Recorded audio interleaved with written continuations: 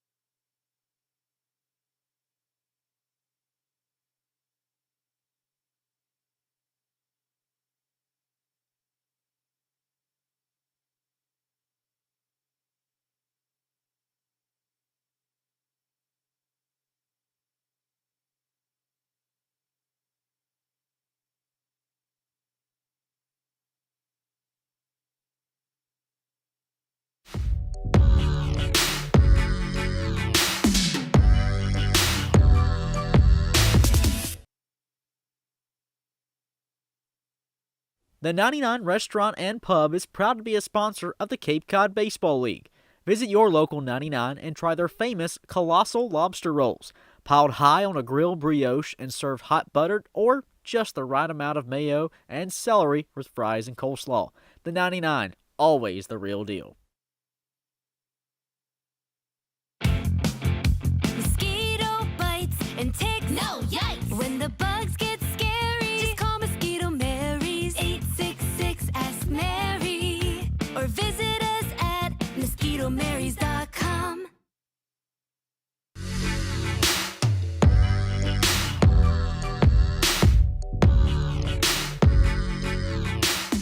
Welcome back to the Game and Pregame Show presented by South Coast Health. My name's Claire Foley, and earlier today, the Cape League announced their All-Stars for this year, and there were 6 gatemen who were selected. Max Anderson, Kellum Clark, Ryan Campos, Hogan Windish, Michael Sansome, and Grayson Moore. Now, a couple highlights from those guys. At one point, Max Anderson had a 13-game hitting streak. Hogan Windish is currently the league leader in both RBIs and doubles, and Michael Sansome, he's had 30 strikeouts this season with just 1 walk. We'll see him on the mound this evening.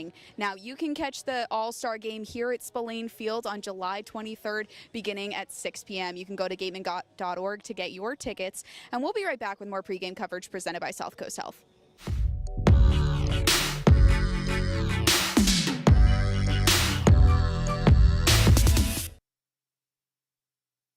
The Wareham-based 80 Makepeace Company, founded in 1854, is the world's largest cranberry grower and the largest private property owner in eastern Massachusetts. The company supports organizations like the Wareham Gatemen and projects like the outdoor cranberry bog classroom that you may have passed on your way in. Visit admakepeace.com to learn more. The Gateway Tavern, located on Marion Road in Wareham, offers an extensive but not exhaustive array of menu choices. They search for the finest in foods, ranging from garden fresh produce to hand-selected seafood, and have special menus that change daily.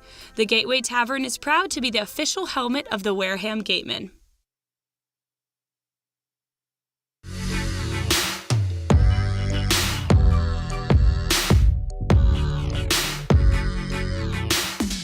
Welcome back to the South Coast Health pregame show. Alongside Alex Feuz, I'm Cameron Ezeir. We're gearing you up for the Orleans Firebirds and the Wareham Gatemen on a beautiful Sunday. First pitch is at 5 o'clock here at Spillane Field. We've focused a lot on the offense, so let's switch it over for the Wareham Gatemen to one of maybe their best players this summer, and I think I'd consider it one of, if not their best. Michael Sansone on the bump at a Fairfield University after a season in the Cape a summer ago, which he was phenomenal. Well, he's carried it over into this year, and okay, maybe the ERA might not show it, but this is a player in Michael Sansone that's started 5 games prior, 30 strikeouts to just 1 walk. I mean, Alex, he's just a strike thrower, and he's been great. Yeah, that's what you're looking for, and that's what Harvey Shapiro has really called Michael Sansone, right? He's consistent on the mound every single start. You know what you're going to get, and it's the rarity in when he does walk a batter, only 1 this summer, like you mentioned, Cam. So it's an Orleans Firebirds offense that likes to try to be patient at the plate, so we'll see how Michael Sansone attacks that. We haven't really seen him be fazed by patient hitters, so it should be a good matchup for Michael Sansone tonight. Michael Sansone in his last 3 starts, 18 strikeouts, no walks. That's something to watch out for. Another thing is this Orleans Firebirds team is middle of the pack in batting average, around 225. They like to steal bases, though. Luke Keeschel, he'll be on the base paths a lot. This is a guy riding a 5 or 6 game hit streak, 5 straight games with multi-hit performances, but he had 30 stolen bases this last spring for the San Francisco Dons, so that's a player to watch out for on the base paths. We'll see if Michael Sansone can keep him at bay, and his opposer on the other side for the Orleans Firebirds, they'll send out Patrick Riley out of Vanderbilt, and this is a player that, well, he's not as good as Michael Sansone is at being a strike thrower. It's a player in 3 starts that's let up 9 walks to just 13 strikeouts, and that's a positive against a Gateman team that ranks top 2 on the Cape in walks drawn. And we'll see if patience can get the better of Patrick Riley today. It's a Gateman offense that likes being patient, and the biggest thing, though, that the Gateman offense is going to have to really focus on is Patrick Riley is a high velo guy. His fastball average is 95 miles an hour. No, that's a big, really problem that the Gatemen will have to face tonight. They haven't fared well against high velo pitchers, so looking to change that and break that really just mindset tonight. And another thing to mention, happy draft day to everyone in the major leagues that are hoping to get their names called or even just join the major leagues. No one on the field today expected to go in the first round, but many expected to be picked on Monday or Tuesday, so we're wishing everyone luck in the MLB draft as well. But to focus more on this game, it's the Orleans Firebirds and the Wareham Gatemen to close out the week as we head into an off day tomorrow. Who will pick up the win? Well, the answer is on the other side. Can the Wareham Gatemen escape the cellar of the West Division? We will see. Gatemen and Firebirds coming up on the other side. Our sideline reporter Claire Foley will join Alex and I on the call. First pitch at 5 o'clock on the other side. This has been the South Coast Health pregame show. We'll see you in a bit.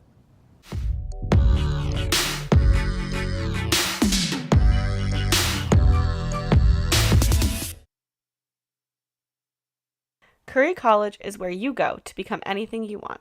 Curry prepares students to engage in successful careers with learning beyond the classroom. Explore undergraduate programs, NCAA Division III athletics, and continuing education and graduate studies, including fifth-year master's programs at curry.edu.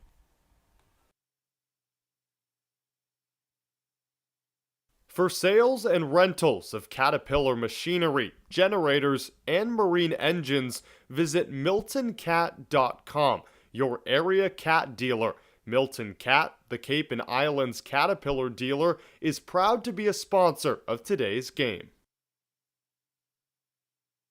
We want our money to work as hard for us when we retire as we did working to accumulate it. My name is Steve Anzoni, and I am president of Fairway Financial Insurance Agency. Money is just a tool to help you to do what you ultimately want to do, which is to travel, spend time with your kids, grandkids, and do other stuff. And I want to be the guy that's going to help you navigate the course of life, to help you avoid those sand traps and get you onto the green and into the hole with greater financial confidence.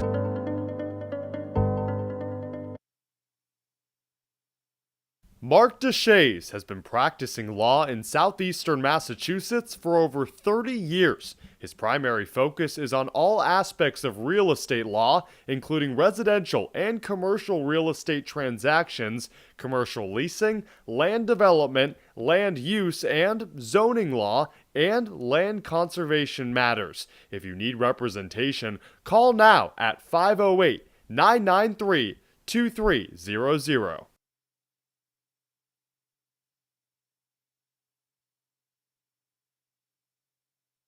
Gibson Sotheby's International Realty is proud to sponsor the Cape Cod Baseball League, offering residential sales and vacation rentals across the Cape. We help you turn someday into right now, each owned and operated. Sotheby's International Realty is a registered trademark. Serving southeastern Massachusetts and Rhode Island, Office Technology Group has been the area's source for advanced digital multifunctional copiers since 2009. Call Office Technology Group at 508-858-5825. Soft as a Grape has 10 retail locations on Cape Cod. So even when you're cheering on your Gatemen at any away games, stop into a Soft as a Grape store for the best Cape Cod products. No trip to the Cape is complete without a trip to Soft as a Grape.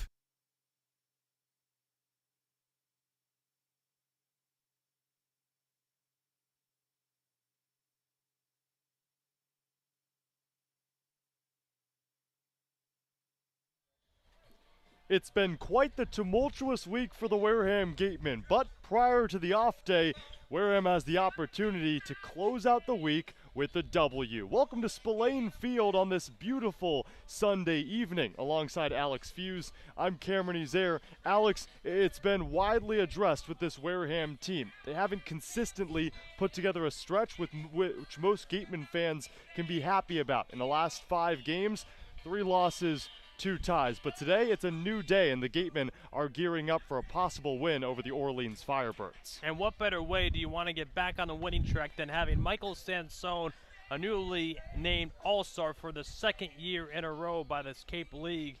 And what better way to get a win tonight to wrap up a 5-game stretch?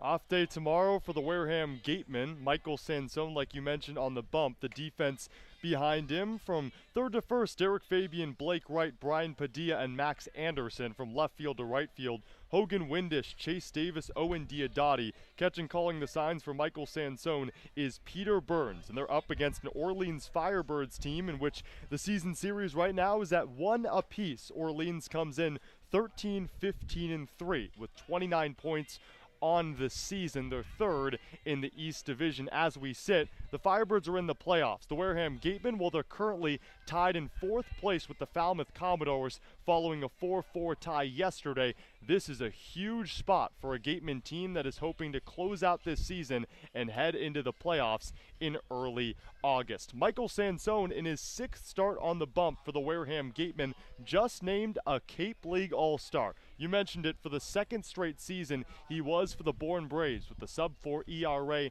last summer, and much of the same for the Wareham Gatemen. His stats read a sub-5 ERA, 4.37 to be exact, 24 2/3 innings of work. He's given up a pair of home runs, but what really sticks out, 30 strikeouts to just 1 walk. But he's going up against a really stout Orleans lineup at the top. Nate Furman, Luke Keishel, Cam Jones to lead things off. Nate Furman was just named a Cape League All-Star for the first time. The lefty stands in out of UNC Charlotte. The strike from Michael Sansone, and you're going to see a whole lot of that. A guy that doesn't rely too much on velocity, but the movement and the location is there.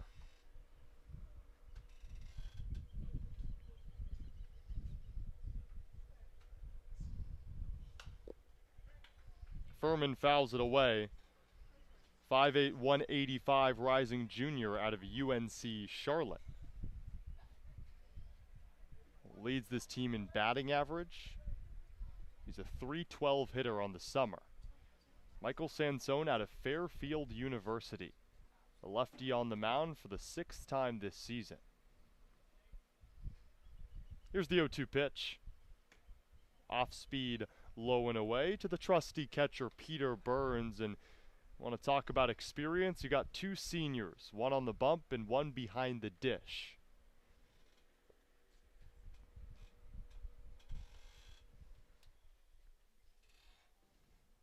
Sansone readies the 1-2. Here's the pitch. Off speed, Furman pops it up to shallow left center. Windish drifts to his left, makes the grab, and there's one away. For a Gateman team that tied the Falmouth Commodores yesterday 4-4 in a thriller. The Gatemen entered the top of the 9th down 4-2. Owen Diodati, who you'll see in today's batting order for Wareham, delivered a 2-run pinch hit home run in the top of the 9th to tie things up and salvage Wareham a point. A big hit by Diodati, and that's what the Gatemen need tonight if they are looking for another win. They got to have a big hit in a big moment. The righty Luke Keishel stands in. Be heading to Arizona State in the fall after transferring from San Francisco. Swings at the first pitch, skies it to shallow right. Diodati moves in, makes the grab on the run, and there's 2 away. And that's something about Michael Sansone. He'll take his time on the bump, pitch to pitch, but he's a quick worker with those at the dish. Forces a couple pop-ups, and there's 2 away in the first. Sansone's settling in nicely here in the first, and that's exactly what you're looking for. Strike thrower. Obviously, 30 strikeouts to 1 walk this summer. His last outing was on July 10th against the Falmouth Commodores, a no decision, but 6 innings of work, only gave up a pair of earned runs, struck out 6 to no walks. The deals to the righty Cam Jones out of Georgia State. Fastball called strike 1 at the bottom of the zone. Cam Jones, 6'1", 195, the rising junior.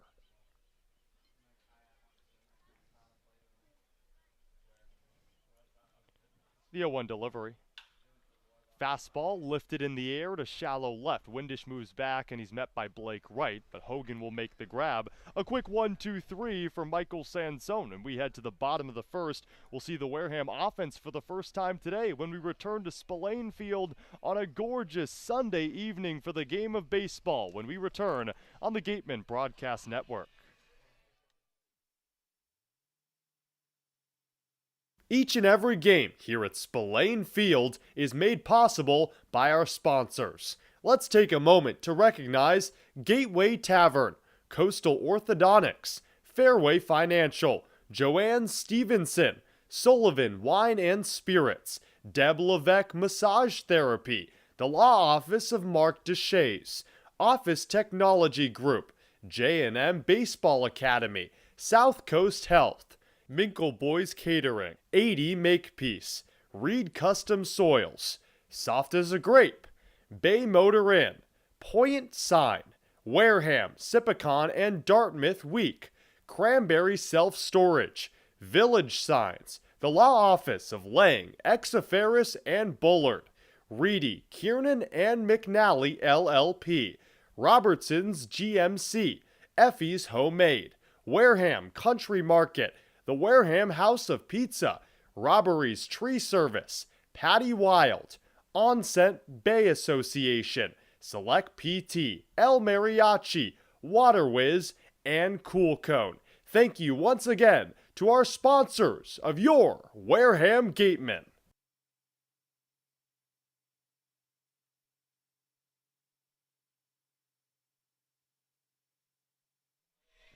We're in the bottom of the first at Spillane Field alongside Alex Feuz. I'm Cameron Ezeir.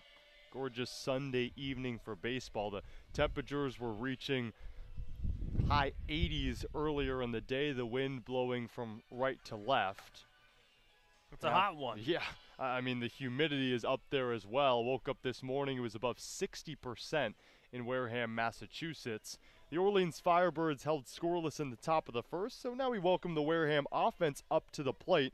It'll be Chase Davis, Hogan Windish, Owen Diodati, followed by the middle of the order, Max Anderson, Blake Wright, Alan Roden, and wind things out, Derek Fabian, Brian Padilla, and Peter Burns up against the righty Patrick Riley out of Vanderbilt. Riley, fastball, curveball, slider, and changeup in his sequence. His fourth start on the Cape. His last was on July 10th against the Hyannis Harbor Hawks. 4 innings of work. Gave up a pair of earned runs. Struck out 3 as well.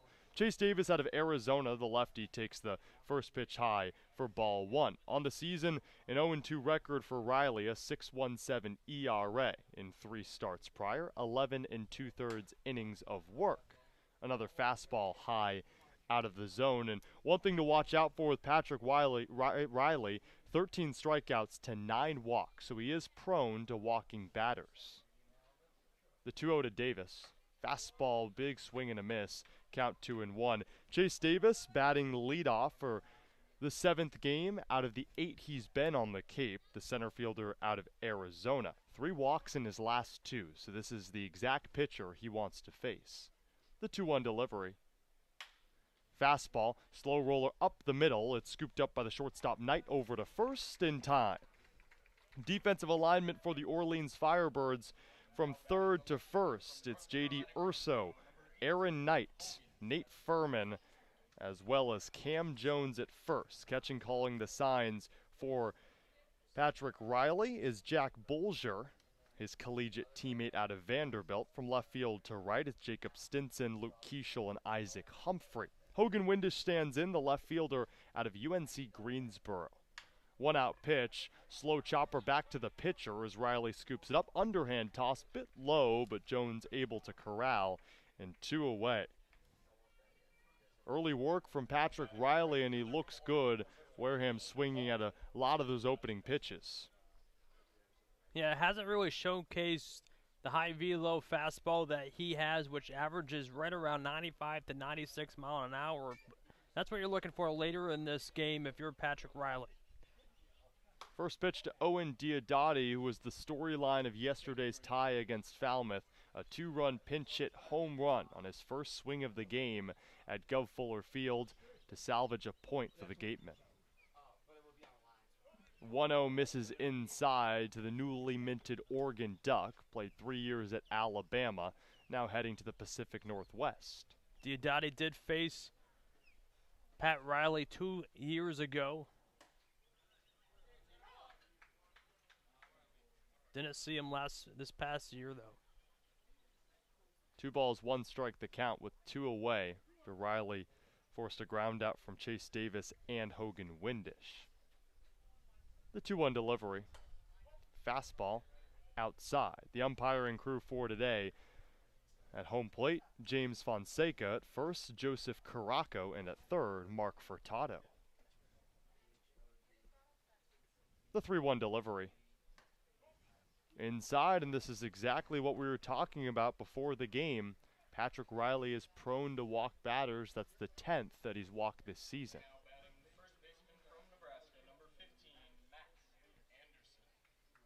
Max Anderson stands in, and just like Michael Sansone, the starting pitcher for the Gatemen, was named an All-Star this year and last year as well. So a two-time All-Star is the Nebraska Cornhusker. The 2-out delivery. Off speed, high and away. The count 1-0. Max Anderson leads this team with 33 hits, and among active players on the Cape, he's tied for first with none other than Luke Keeschel out in center field. The 1-0 pitch. Another breaking ball. That one clips the outside corner. Anderson didn't exactly agree with that one.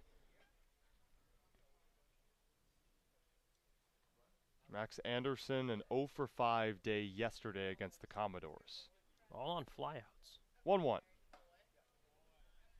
Called a strike outside corner once again, and that just showcases Max Anderson's game. He'll put good contact on the ball, rarely strikes out, and he's a player that usually finds the gaps, but in the past couple games he's been unable to do so. Runner at first, 2 away. 1-2. It's poked foul back to the backstop. Owen Diodati took a jump over towards second, then retreats back to the bag. That's 3 slaughters in a row by Green. That one's working for him. Fastball, not so much. We've yet to see that, a strike here in the bottom of the first inning. Patrick Riley's ahead of the count. Looks off at first. 1 ball, 2 strikes. Here's the pitch. Fastball, big hack and a miss. Pat Riley records his first K after giving up his first walk. That runner is stranded on no hits and no errors in the bottom of the first. Through 1, it's scoreless at Spillane. We head to the top of the second inning. Michael Sansone heads out for his second inning of work against the middle of the order in Humphrey, Bolger, and Urso when we return on the Gateman Broadcast Network.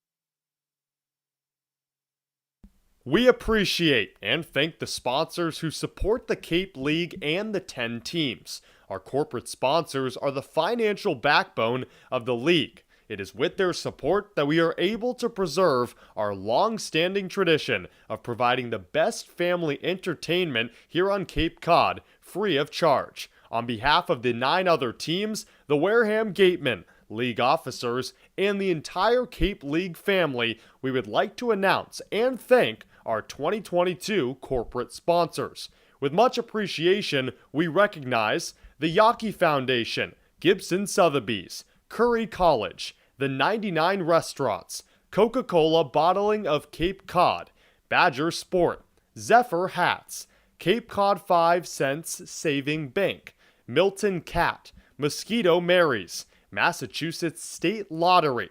We will be back to you in the next inning for the second half of this outstanding list of loyal sponsors.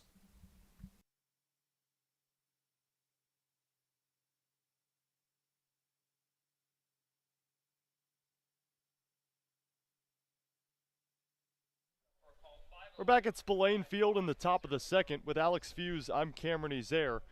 Michael Sansone out on the bump for his second inning of work, up against Isaac Humphrey, Jack Bolger, and J.D. Urso, the middle of the order for the Orleans Firebirds.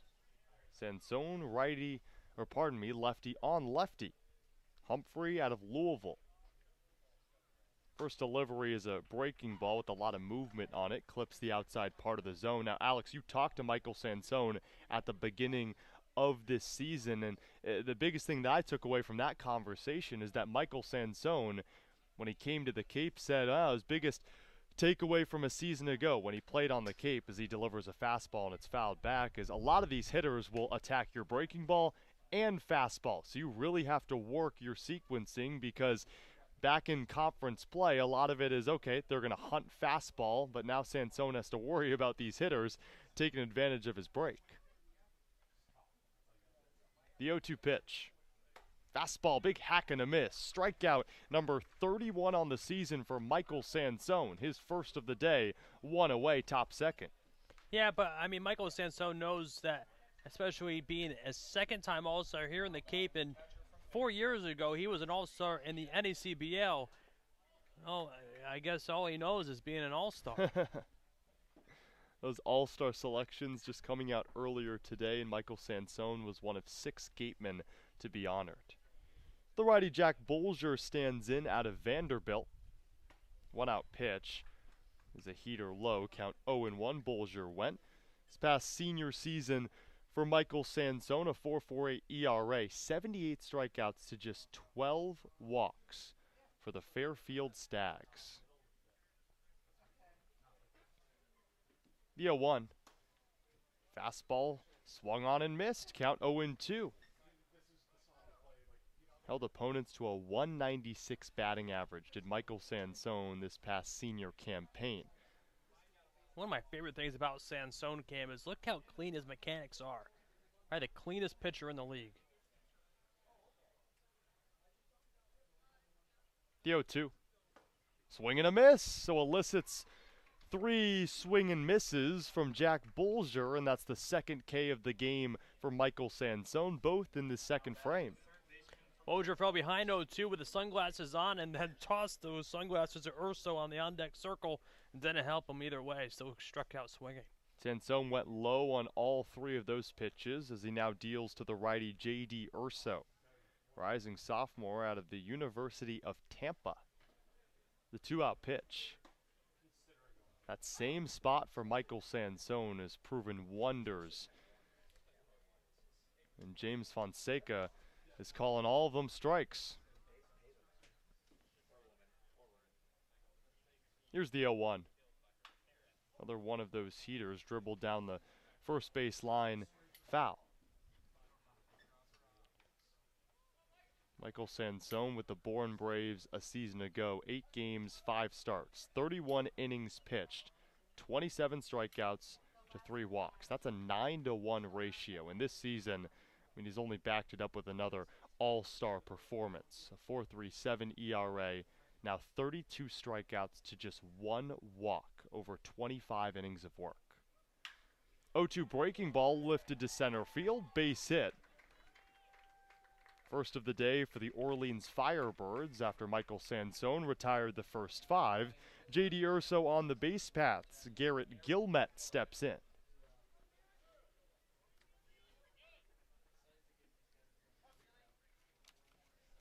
So Garrett Gilmet, a USC Trojan, out of this spring, but then transferred to the University of Texas.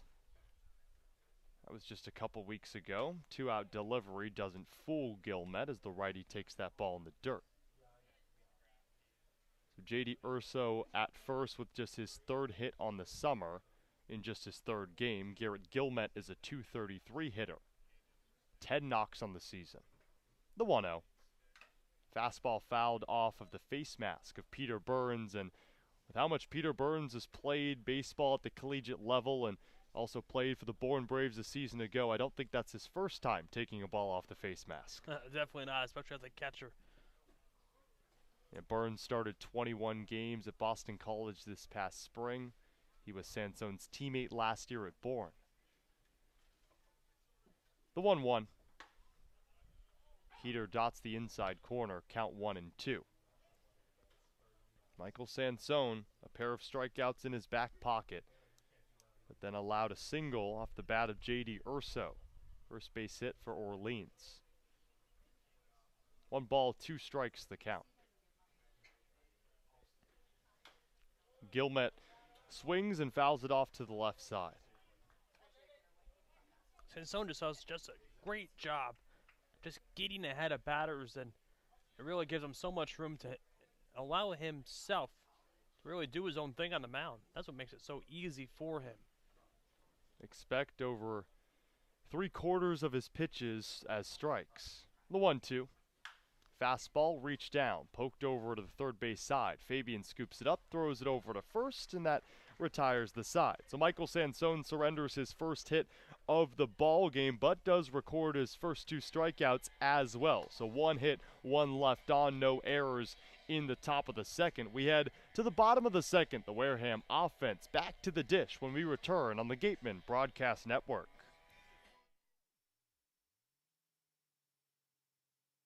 Summer is here, and we are finally back to enjoying all our favorite outdoor activities. As temperatures rise, so does the risk for unexpected injuries. South Coast Health Urgent Care Centers are open, safe, and here to provide the care you need when you need it. Our 7 locations are open 7 days a week, 8 a.m. to 8 p.m. Monday through Friday, and 9 a.m. to 5 p.m. on Saturday and Sunday. Walk-ins are welcome, and having a South Coast Health physician is not required. Visit southcoast.org/urgent care to check wait times and reserve your spot today.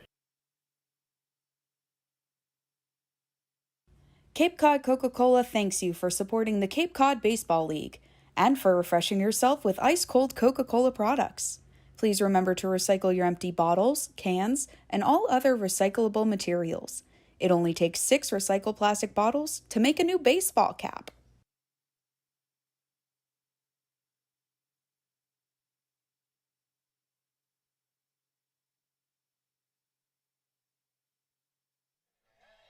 It might be a really hot day at Spillane Field, but kids of all ages are out to watch the Wareham Gatemen take on the Orleans Firebirds for the 3rd time this season. The season series is at 1 apiece after Orleans beat Wareham 2-0 on the 3rd day of the year, and then just a week ago, Wareham took down Orleans 1-0. Something about this mini rivalry on the Cape between Wareham and Orleans turns into a barn burner, usually on the pitching side of things. As Blake Wright steps in, it'll be 5, 6, 7 in the order for the Gatemen: Wright, Roden, and Fabian. Riley delivers a ball low. Blake Wright, the shortstop out of Clemson, 3 hits in his last 2 games. He had a base knock in the 9th in yesterday's tie against Falmouth. Corks that one foul to the right side. And as much as we want to laud Owen Diodati for launching that 2-run home run yesterday to tie things up in the top of the 9th, I mean, Blake Wright played a huge part in that.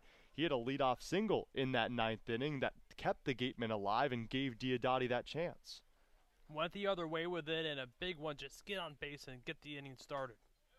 1-1 cut on and missed, count 1-2. And that's been the identity of Blake Wright. He comes up in clutch moments, and a lot of the times after struggling in the games before. He has that hitter's mentality. You put the previous ABs in the rearview mirror.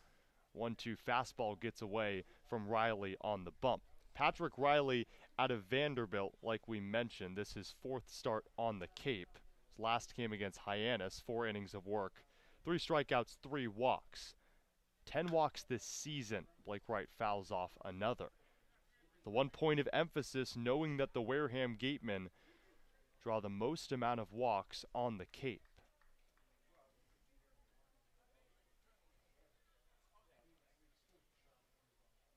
One ball, 2 strikes the count. In the bottom of the second, here's the pitch. Fastball, slow roller left side. Urso scoops it up, throws over to first into the glove of Cam Jones. 1 down. Yeah, Blake Wright, slider inside, tried to just work a good at bat, fell behind 1-2, and just trying to stay alive and tried to do something with it, but right at Urso over there at 3rd. And it turns it over to Alan Roden out of Creighton. Led the Blue Jays in batting average at .387 in the spring. A big reason why he will most likely have his name called in the MLB draft. 1 out delivery, sharply hit to the right side. Furman grabs it on a hop, throws it over to first, and there's 2 away. And that's something we'll keep you posted on as the week goes on. Head to our Twitter and Instagram at Wareham Gateman to see what current and past Wareham Gatemen get drafted in the upcoming days. Of course, today is day 1, tomorrow day 2, and Tuesday is the 3rd and final day. 2-out pitch to Derek Fabian out of Florida, swings away at a breaking ball outside. I'll be sure to go over as the draft starts tonight at 7 o'clock. The first 2 rounds. Fabian ropes one to the left side, leaping grab, Aaron Knight. Wow, what a play. Aaron Knight making an MLB draft-worthy play. What a grab, snags it out of the air. A 1-2-3 inning, no ball leaves the infield for Patrick Riley in the second. So we're through 2 in a scoreless ball game. We'll head to the top of the third and see what Michael Sansone has in order as he takes on the 8, 9, and 1 hitters in the lineup for the Firebirds when we return to the Gateman Broadcast Network.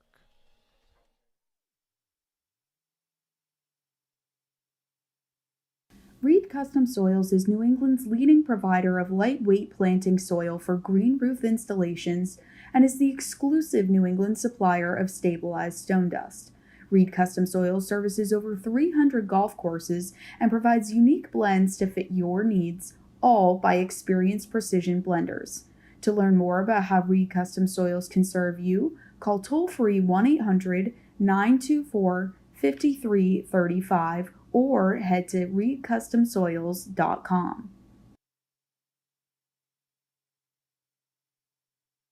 T-Mobile is proud to sponsor the Cape Cod Baseball League. T-Mobile believes that when small towns thrive, America thrives. That's why they're investing billions to bring fast, reliable, and affordable wireless service beyond the big cities to small towns across America. There's never been a better time to join T-Mobile. Visit T-Mobile.com/acrossamerica to find out more.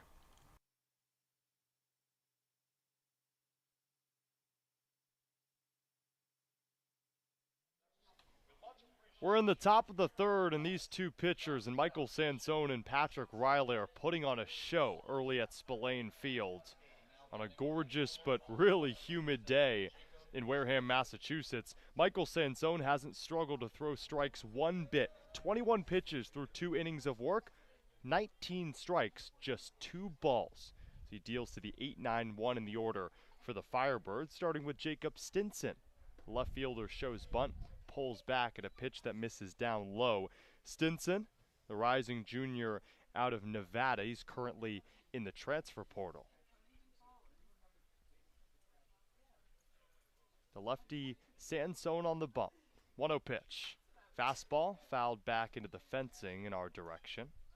The count 1-1. So Jacob Stinson stands at 6'1", weighs 180, is a 159 hitter on the summer. 0 for 7 in his last 4 games. 1 ball, 1 strike the count. Here's the pitch. Fastball popped up. Right gives Chase Soda's Padilla. Moving in as Davis dives. Can't make the grab. It falls out of his glove. Oh, that would have been an otherworldly play from Chase Davis as he dove face first, and it fell right out of the pocket of his glove. And Jacob Stinson is at first to lead off the third. Made a lot of ground, just couldn't get there in time. And like you said, Cam, great attempt by Davis, just couldn't get there in time. But that's the player Chase Davis is. We expect him, and he probably expects himself to make a play like that.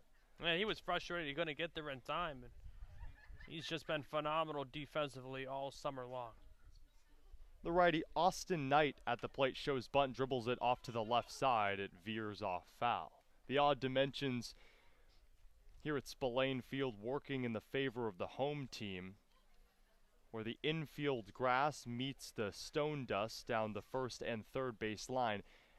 Those are the foul boundaries. So if it falls off that infield grass, it's a foul ball. That's exactly what happened there to Austin Knight, who just made that spectacular play in the bottom of the second to close out that inning. Austin Knight, rising senior out of UNC Charlotte, a pair of 49ers on this team in Austin Knight and Nate Furman, who's in the on-deck circle. Austin Knight, a transfer from Tennessee in 2021. The righty now on the Cape. Sansone looks off at first, the 0-1. Showing butt high and dribbling it foul to the right side is Knight. This past spring for Austin Knight, 55 games, a 249 hitter, 48 hits, 34 ribbies. And that was following a season he was named a collegiate baseball first-team All-American. Sansone ahead of the count. The 0-2. Fastball swing and a miss. Oh, Michael Sansone and the movement on those pitches are so good and really hard to pick out. That's K number 3 for Michael Sansone, and we bring out the strikeout watch on the season, up to 33 for the Fairfield University Stag. It's absolutely unbelievable to see how Michael Sansone works. And, you know, when I talked to him before the season, he loves the new school approach, but also knows that he has to have the old school mindset. But I will always say this: you can't be successful in this game as a pitcher if you aren't having a new school approach to it. The one-out delivery. Called a strike on the outside corner to Nate Furman. And for our audience out there, what is that new school approach? Well, just really looking at the data, the analytics of it, between Rapsodos and different metric systems that we have to really have an understand of what pitches you have in your arsenal and how to best effectively work them. That's how the good pitchers become great. And off speed, now the count 0-2. It flirted with the bottom of the strike zone, and that's what makes Michael Sansone great and not just good. His movement on his pitches, he's located that bottom of the zone, and it seems like he's more inclined to work there, and maybe a spot of emphasis coming into this game, and he's picked it out with such precision. With one away and one on, Sansone checks on the runner at first, and you're up against a lefty in Nate Furman that leads this team in batting average. A .312 hitter, but he flew out in the first. Michael Sansone knows how to deal with the big hitters in any scenario. It's all about the game planning. Here's the 0-2. Swung on, popped up. Padilla backpedals. The outfield grass makes the grab. 2 down. It also really helps when you have a stellar defense behind you. This is a Wareham team that ranks top on the Cape in the least amount of errors. So you have a stout pitcher on the bump and a great defense behind, and that is a blueprint for success. Luke Keishel stands in, the righty and newly minted All-Star. The Cape Cod Baseball League All-Star game will come to Spillane Field on July 23rd. Keishel will be one of many to play here at Spillane. Fastball, bottom of the zone, a bit outside. The count 0-1. 4 Firebirds named All-Stars, 6 Gatemen. And you're seeing All-Star up against All-Star here. Sansone readies at the neck. 0-1 pitch. Fastball, hard hit, left center. Chase Davis drifts to his right, about 10 feet in front of the warning track, makes the grab, and that retires the side.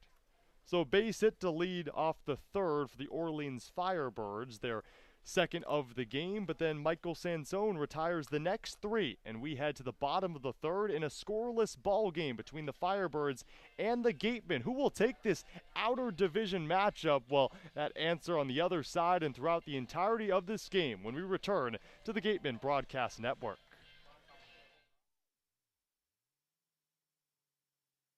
Want your daily dose of news? Lucky for you, Wareham, Sipicon, and now Dartmouth Week has you covered. Whether you live in Wareham or in the surrounding areas, you can count on up-to-date news on sports, schools, and even the fine arts, courtesy of the partnership between Wareham, Sipicon, and Dartmouth Week. Head to theweektoday.com and search Wareham, Sipicon, or Dartmouth for more.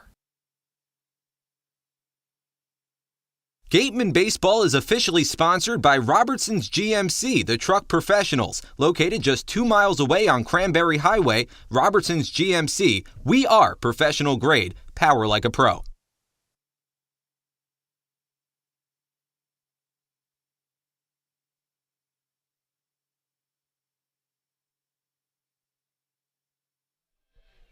We're in the bottom of the third. It's a fast-paced game so far. With Alex Feuz, I'm Cameron Ezeir.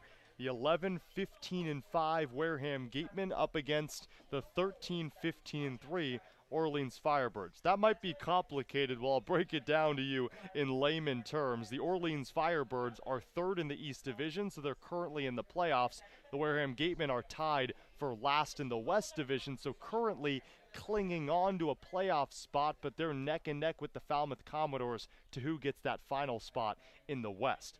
Patrick Riley out for his third inning of work. It'll be Brian Padilla, Peter Burns, and Chase Davis. 8, 9, and 1 in the order for the Gatemen.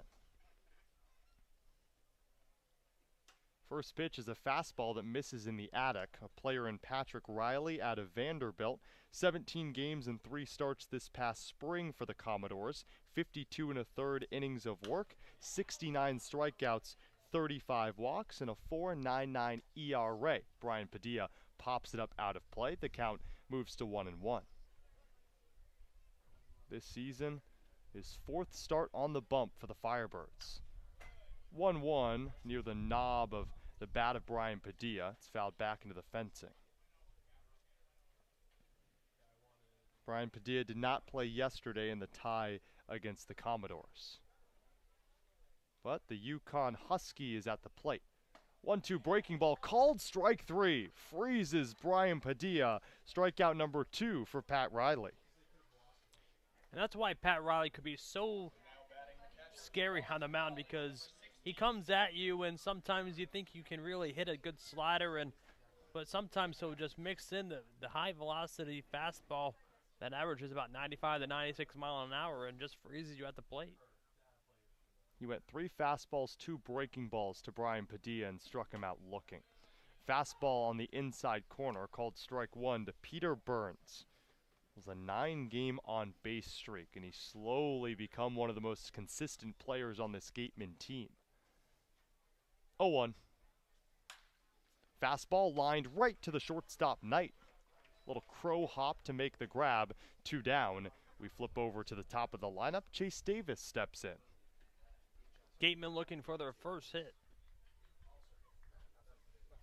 And it's a Gateman team that struggled yesterday as well in the hit department. Only 1 hit through the first 5 innings against the Falmouth Commodores. Fortunately, they were able to exit that game with a 4-4 tie. But it's a Gateman team over the last 5 games, only 31 hits. That's averaging about 6 hits per game. 2-out delivery to Chase Davis, misses inside. And it's not going to get it done against a lot of teams coming up on the schedule that are in the playoff picture and that have been so stout as of late. Here's the 1-0. Off-speed, low and inside. Couple teams to throw out there. I mean, the Cotuit Kettleers, the Gatemen lost to them earlier this week. That's a team that ranks first on the Cape in hits per game. The Hyannis Harbor Hawks, they rank second. So can't get it done when the hitting's not there. Grounder over to the right side, and Furman grabs it, throws it over to first in time to get Chase Davis, who grounds out for the 2nd time today. Well, that's 3 innings from Spillane Field. No score between the Firebirds and the Gatemen. We head to the top of the 4th, and we'll see if one of these teams can finally get on the board when we return to Spillane Field on the Gatemen Broadcast Network.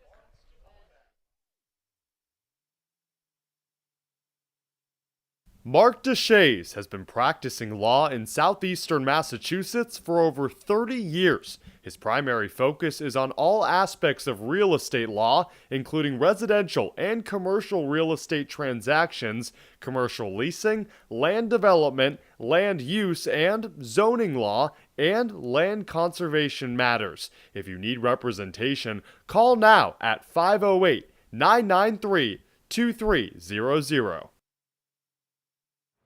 Whether it's life insurance to safeguard your loved ones, an umbrella policy to protect your teen driver, or making sure your home is covered from storm damage, Rogers Gray is there to guide you.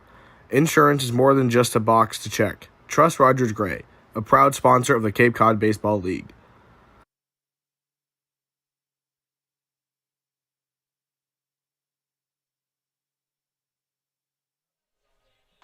We're in the top of the 4th. The Wareham Gatemen looking to clinch a playoff spot for now with a possible win over the Orleans Firebirds. They lose and the Falmouth Commodores win, well then Falmouth will hold that spot. But as we saw yesterday, a tie from both teams, and they'll stay tied at the cellar of the West Division at 4th place. Alongside Alex Feuz, I'm Cameron Ezeir. It's been Michael Sansone's world, and we're just living in it right now. He surrendered 2 hits, but has 3 strikeouts and has given up no runs. He's been the most consistent pitcher what we've seen all summer long. 30 strikeouts coming into tonight, now upping that to 33. Only 1 walk. You can't ask for more. And Alex, in the last now 3.5 starts, 21 strikeouts, no walks. The 3-4-5 hitters in the order for the Firebirds, Cam Jones steps in. He flew out to end the first in his first AB. Fastball inside, and Michael Sansone is making a living on picking out those corners, whether it be the bottom of the zone or inside.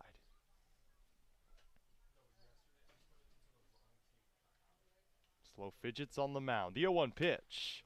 It's poked, lifted into shallow center. Chase Davis approaches. It'll fall right in front of him. Base hit for Cam Jones, his first of the day. And the Georgia State product is on with Orleans' 3rd hit of the ball game. What do we call those bleeders? It just seems like Michael Sansone is giving up bunnies off the bats of these Orleans players. Bunnies, that's a new one. With no outs, the pitch to Isaac Humphrey. Well, instead he'll throw it over to first. I think of a bunny as, you know, a very cautious creature, not someone that's going to scare you. So soft off the bat, I think of a, you know, an animal that isn't scary. Bunny. First pitch showing bunt. And lining it off to the left side is Isaac Humphrey out of Louisville. Another animal that you want to represent, a poorly hit ball that still lands? Nah, Nothing? right now. Okay. Did you have to go through your entire animal Rolodex there to to try to think of one? Yeah, I've just never, something new every day. There you go. The lefty Isaac Humphrey struck out to open up the second. He's up here in the 4th with 1 on and no outs. The lefty Sansone deals. Fastball inside. It drifts past the hands of Isaac Humphrey. And the count 1-1. Isaac Humphrey from the Bluegrass State in Kentucky. Born in Calhoun, Kentucky, 2 hours away from the university. 1-1. Louisville product grounds it over to the right side. Padilla drifts over to his left. The throw on the run gets into the glove of Max Anderson. 1 away in the top of the 4th. Advancing to second is Cam Jones.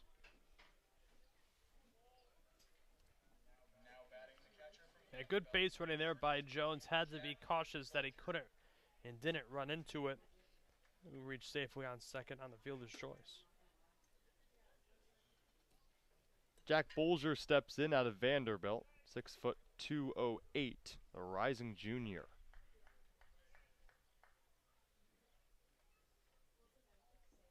Sansone readies the 1-out pitch. Fastball fouled back over the face mask of Peter Burns.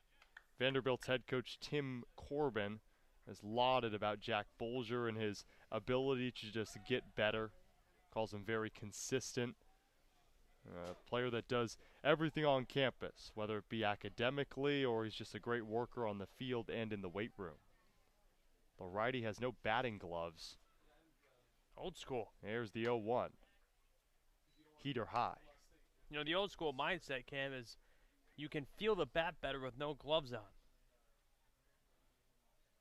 And the last time I took a swing with no gloves on, I felt like my hands were broken. You feel the reverb once you hit a ball, and that's being generous to myself. I didn't hit it that hard. 1-1 off speed, big hack and a mix. Count 1-2.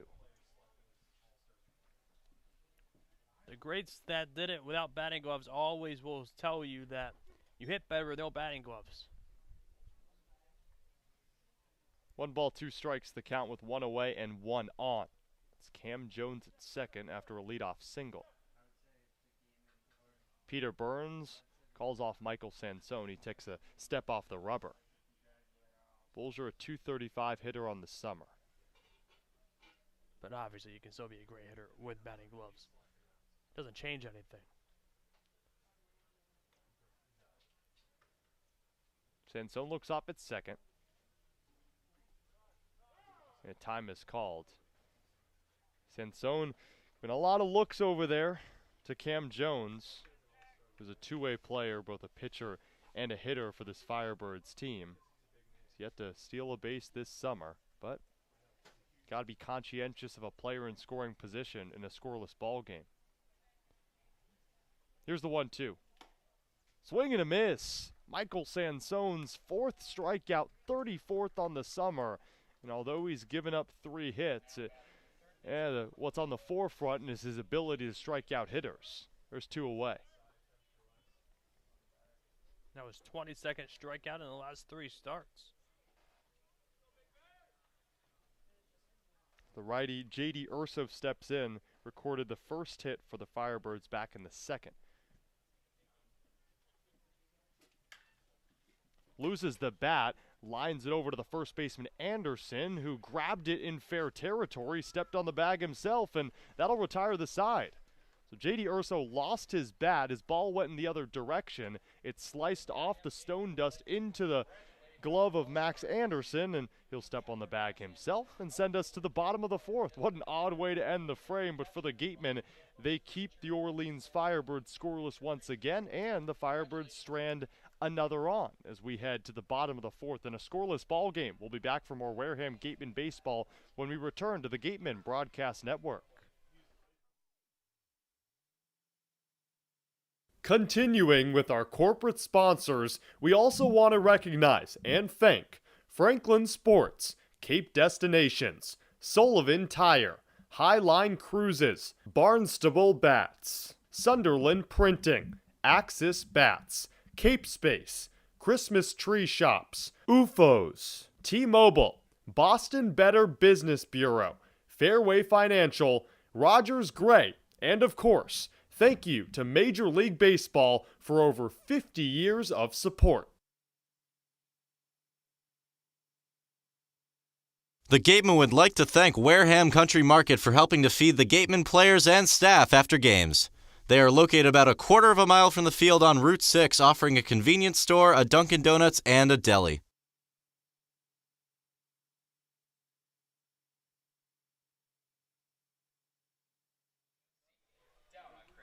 33 pitches through 3 scoreless innings for Patrick Riley. He's back out on the bump for his 4th inning of work at Spillane Field. The 2nd time this season, the Orleans Firebirds have visited Wareham, Massachusetts. Alongside Alex Feuz, I'm Cameron Ezeir. Here's the heart of the order for the Wareham Gatemen. Hogan Windish, Owen Diodati, and Max Anderson. In terms of the most lethal hitters, these are the 3 you want up, knowing that you've been no-hit throughout the first 3 innings. Yeah, Hogan Windish looking to turn his season around. He's 6 for his last 36 at-bats. A cool 172 after starting off so great for this Gateman team, ultimately naming him an all-star. Yeah, an all-star nod for Hogan Windish, who played in the Coastal Plains League for a couple of years and garnered so many honors, and is now playing on the Cape. He's one of 8 players on the Cape with 30 or more hits. His season has been highlighted by excellence. Here's the first delivery, but you've talked about those recent struggles for Hogan Windish. Through the first 21 games of the season, he had 3 hitless games. In the last 9, 5 hitless games. 1-0 connected and fouled back to the right side. The count 1-1. But if there's go ahead, Alex. No, I would just say I'm a superstitious person, and Hogan Windish broke his bat in the midst of before this stretch started. He was rocking a black bat all summer long, then had to go with his what would you say, cranberry wooden bat on the top side. Ever since he's got this bat, hasn't been able to hit. So hey, maybe Hogan Windish is superstitious himself. Here's the 2-1. Off speed, finds the outside corner. I was just gonna say, if there's one player that you want to flip around poor last 8 or 9 games, it is the reigning Conference Player of the Year in the SoCon this past spring. The 2-2. Fastball gets away from Riley. Windish did not go.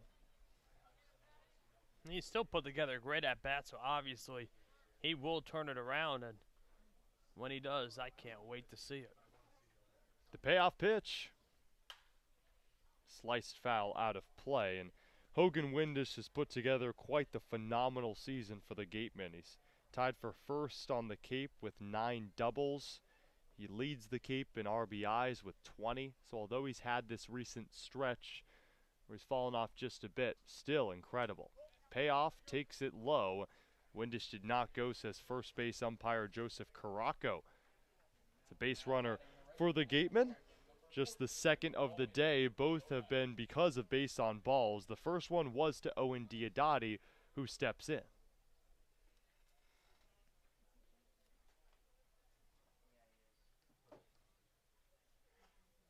Diodati is a great presence around this team. Always says the right things at the right time.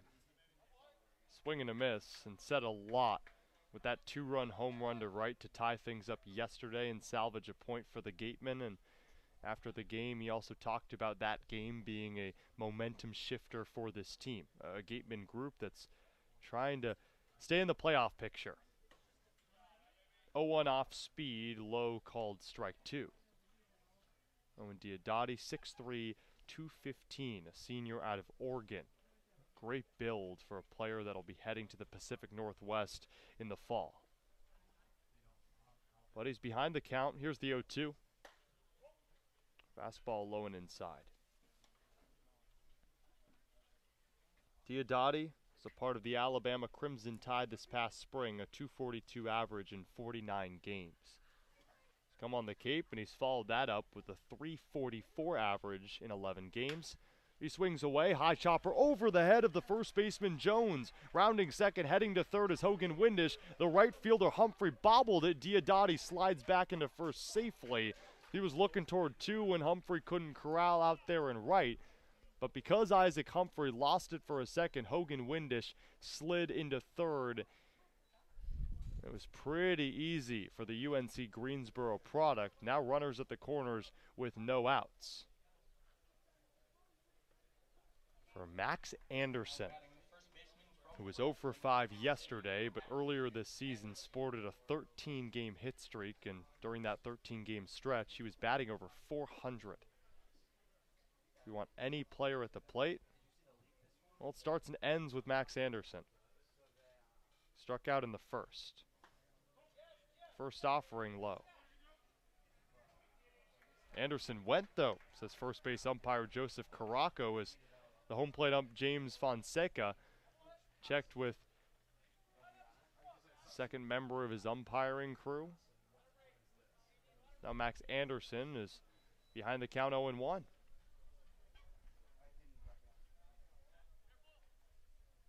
Diodati dancing off first. 0-1 high and away, and that's ball 1. Had 5 flyouts last night. If he has one here, the Gatemen have a 1-0 lead. He'll take a fly out to any part of the outfield.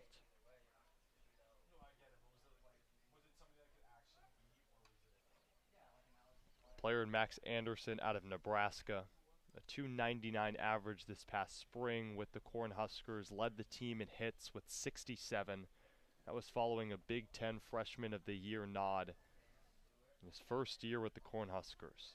He's now a rising junior. Here's the 1-1 off speed on the outside corner. Riley's ahead of the count, 1-2.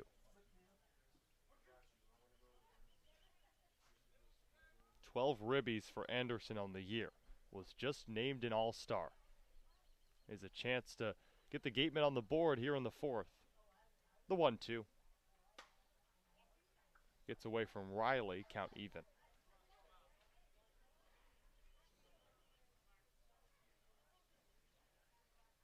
When Riley has gone to a slider and a 2-2 count this past summer, or spring, for Vanderbilt, it resulted in a couple of home runs, so he has to be careful how he wants to attack Anderson here in the same count. Here's the 2-2. Goes with the heater in the dirt.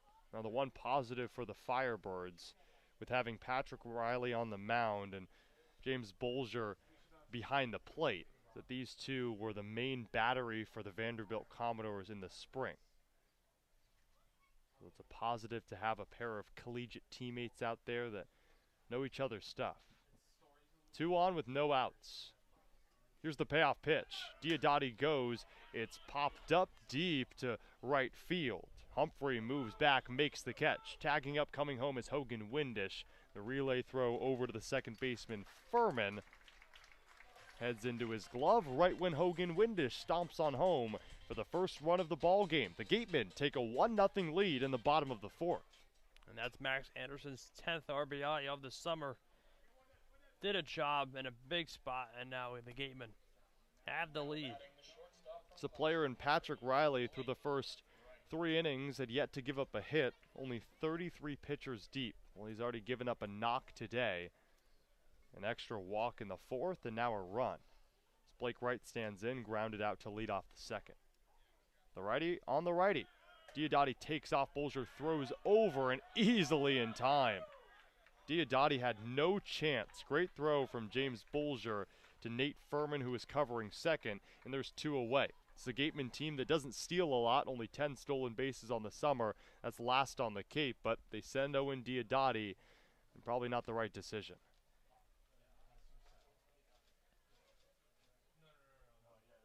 Now Blake Wright will bat with no one on the bases and 2 away.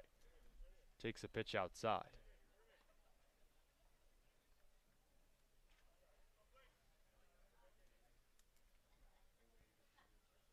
Blake Wright, 3rd team all ACC in the spring. 2-0 fastball high. A player that completely revitalized his collegiate career, upping his batting average by nearly 200 points from his freshman to sophomore seasons. Looks like Wright's getting the green light here with 3-0.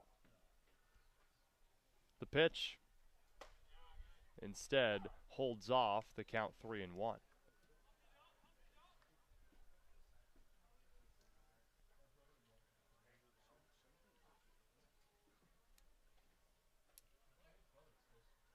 The 3-1 pitch is skied out of play.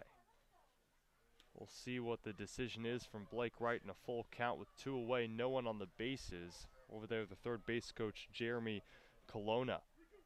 And we'll see if they have a bit of communication before this pitch. Here's the payoff. Fastball fouled back.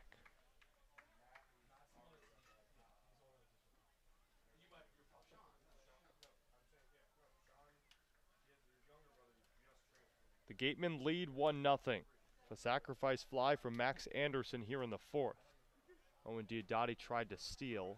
Was picked off over at second. So now there's 2 away. Here's the payoff pitch. Fastball, slow looper to right center, and the catch is made. Drifting back is Nate Furman, and that retires the side. But not before the Gatemen scratch across the first run of this game. And now we head to the top of the 5th with Wareham up 1-0. We'll be back for more Wareham Gatemen baseball when we return in the top of the 5th on the Gatemen Broadcast Network. Need physical therapy? Select Physical Therapy works directly with you and your physician to create a plan of care that meets your goals and needs, with 6 locations on Cape Cod and more across the country. Select Physical Therapy is the official provider of athletic training for the Wareham Gatemen. Wareham House of Pizza has been serving Wareham and Marion for over 40 years with steak and cheese, pizza, and subs. Located in Shaw's Plaza, head on over for pickup or let them deliver to you. After the game, visit El Mariachi on Main Street for the best Mexican food in Wareham. The cantina provides a delicious late-night snack accompanied by fun cocktails.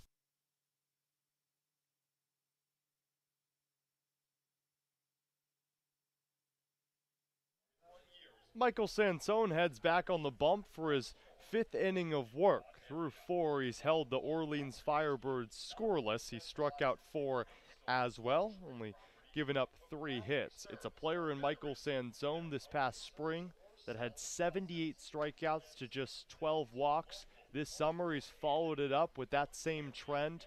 34 strikeouts to just 1 walk, and the blueprint is clear. The resume is clear on Michael Sansone. The blueprint is it's hard to hit off him. The resume, he's just going to keep throwing strikes. He deals to the bottom of the order for the Orleans Firebirds. Michael Sansone out of Fairfield University. Stepping in is Garrett Gilmet, the new Texas Longhorn.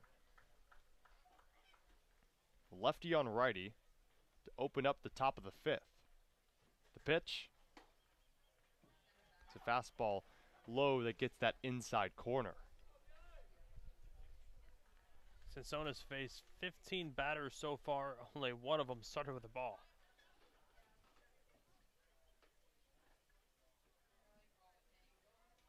Here's the 0-1 from Sansone.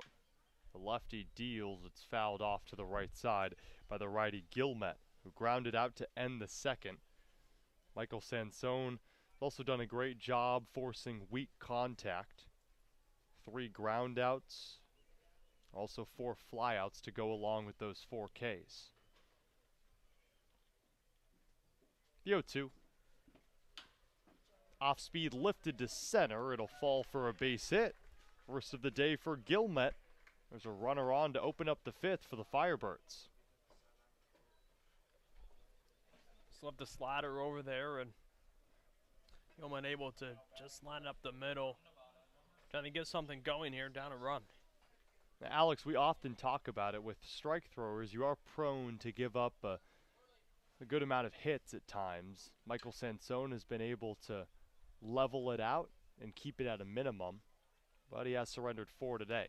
Showing bunt and pulling back as the home plate umpire, James Fonseca, is looking over at the lefty Jacob Stinson and saying, nope, that ball didn't hit you. It fouled off the knob of your bat. But Stinson was trying to sell it. Well, even if it did hit him, he went around. Derek Fabian over at third is playing in. Showing bunt is Stinson. The 0-1 pitch. It's popped up. Sansone veers in, makes the grab, and there's 1 away. So when Michael Sansone isn't throwing strikes and striking out batters, he's making catches on the infield grass. And there's 1 down in the top of the 5th for the 9-hole hitter, Austin Knight.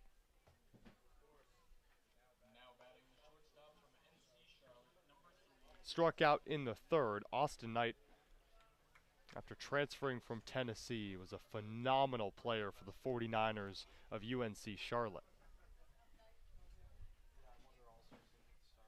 Sansone looks off at first, the 1-out pitch. There's a fastball inside that misses, the count 1-0. Austin Knight, in his 2021 season, collegiate baseball first-team All-American, was also a second-team All-American according to ABCA and Rawlings. Got a third-team All-American nod as well. 1-0 as Knight fouls it off, but you transition over to this past spring season, and Knight struggled according to his expectations. After a .342 batting average, it dropped to .249 this past spring. Went from 80 hits to just 48. So on the Cape, trying to develop his swing or redevelop it. The 1-1 delivery. It's popped up. Burns looks back. They look up, make the grab, and there's 2 down. Austin Knight retired for the 2nd time today. To the top of the order we go, to Nate Furman.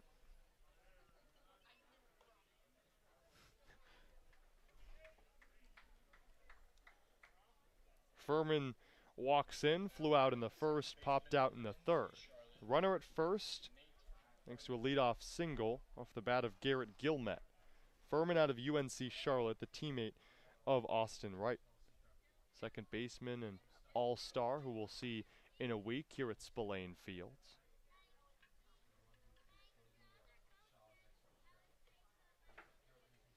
Here's the 2-out pitch, breaking ball. Wow, the movement on that pitch is stellar, and it got the bottom of the zone, and Nate Furman didn't even think about letting the lumber drop off his shoulders.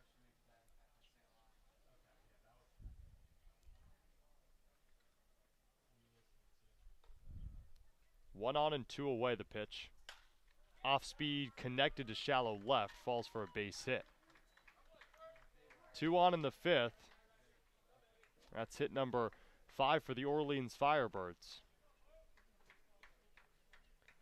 Yeah, Furman goes the other way with it, and like we said earlier, when you're a strike thrower, you will give up hits, but with just a pure command that Sansone has, he has the confidence that he can get out of this jam. Especially because a lot of these hits have gone on with a pair of outs on the board, and Sansone can easily work out of a possible jam himself. A lot of the times you get into jams with the bases loaded and no outs, and to rely on your defense to record a couple of those outs, but Sansone has been able to do it himself. He deals to Luke Keischel. First pitch, strike inside corner. Keischel heading to Arizona State in the fall after a couple years at the University of San Francisco. He's tied for the Cape lead in hits with 33. Max Anderson, who's at first, also has 33. 2 on, 2 away. Here's the 0-1. Fastball, check swing dribbler down the third base line. Fabian Barehands throws over to first, but it brings Max Anderson off the bag, and all runners are safe. Fortunately for the Gateman, Max Anderson able to snare that one off the ground. And Gilmet is held at third. Bases loaded, now 2 away. That's the 6th hit of the ball game for the Firebirds, and a big spot for Cam Jones, who already has a base hit today. Eddie Marco will head out of the dugout. The pitching coach walks over to the bump to talk it over with Michael Sansone. One thing that we've lauded over Michael Sansone is his ability to respond and recover. And we'll see if Eddie Marco keeps Sansone out on the bump. He probably will, knowing that Michael has gone 5 innings of work and 6 innings of work over the last 3 starts. And over the first 4 2/3, he's kept the Firebirds at no runs. But if there's one thing that you're seeing from Michael Sansone that you would change, Alex, what would it be? There really isn't anything I would change. It's just a weak contact that really hasn't gone his way, just unlucky on the mound. So you just hope that he can get back and attack here and settle down and limit a big hit. The Gatemen up 1-0 off a sacrifice fly, the bat of Max Anderson in the bottom of the 4th. But the Firebirds threatening with the bases loaded. And the 2-out pitch to Cam Jones. Righty takes a strike down low. Cam Jones out of Georgia State.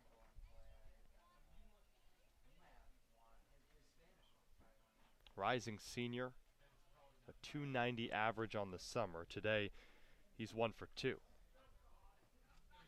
And Sansone steps off the rubber.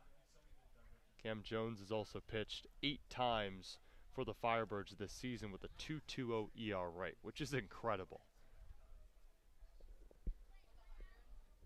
And we'll see if the pitcher's mentality can get a base knock for Cam Jones. Here's the 0-1. Off speed in the dirt.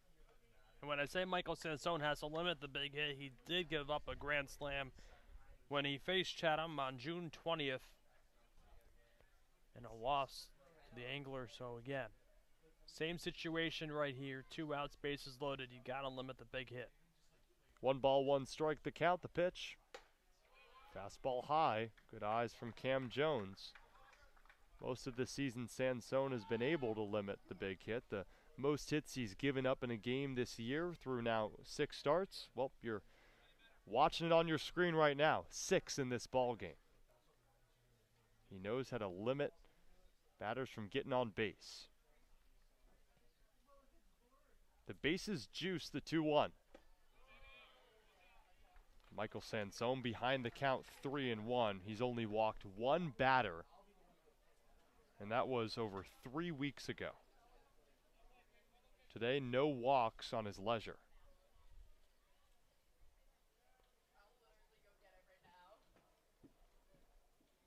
The 3-1. Right over the heart of the plate. What poise from Michael Sansone to push the count full. Runners will be off with 2 away and the count full. Base hit, probably plates 2. Here's the payoff.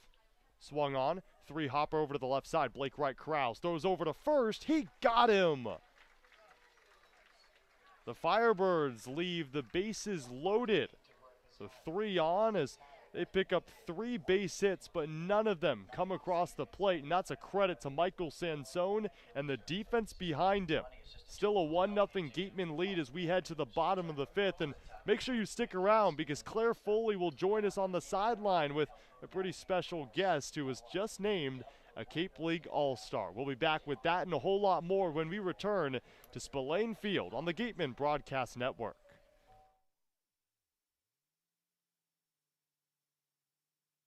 One of the Gateman's favorite places for their post-game meals is Cool Cone, where you can get anything from fried clams and fried chicken to an ice cream sundae, and then top it all off with a round of mini golf. Cool Cone, located on Route 6 on the Wareham-Marion line.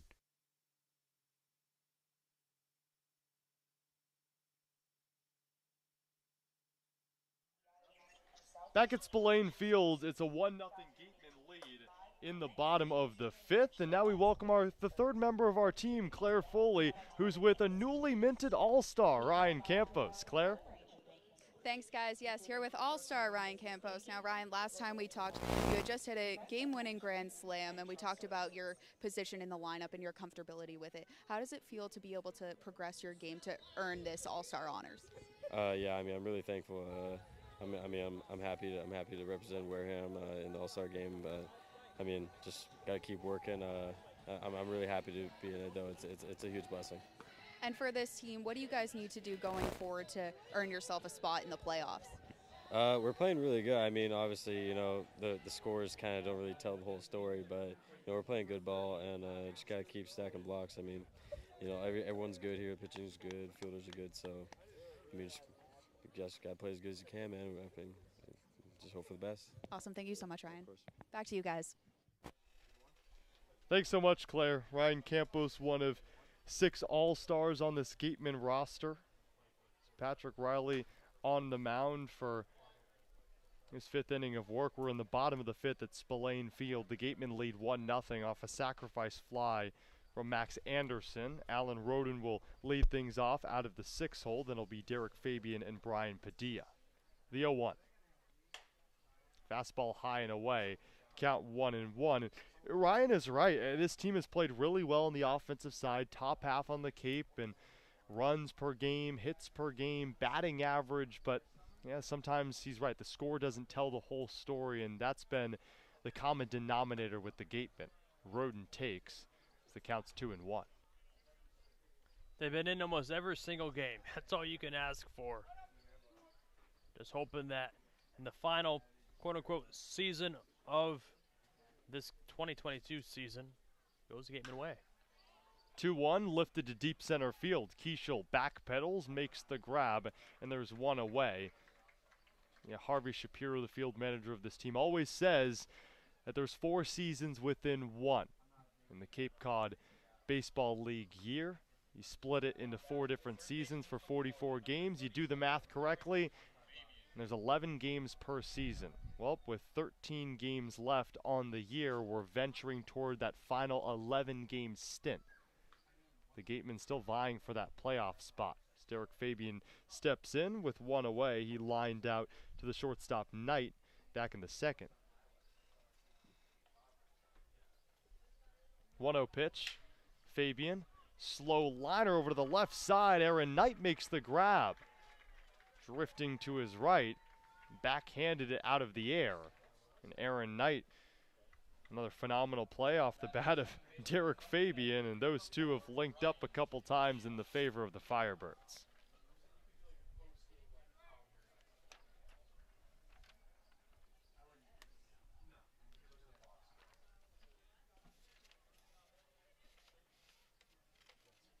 Brian Padilla's at the plate, takes that pitch for a ball. Padilla, second baseman out of UConn.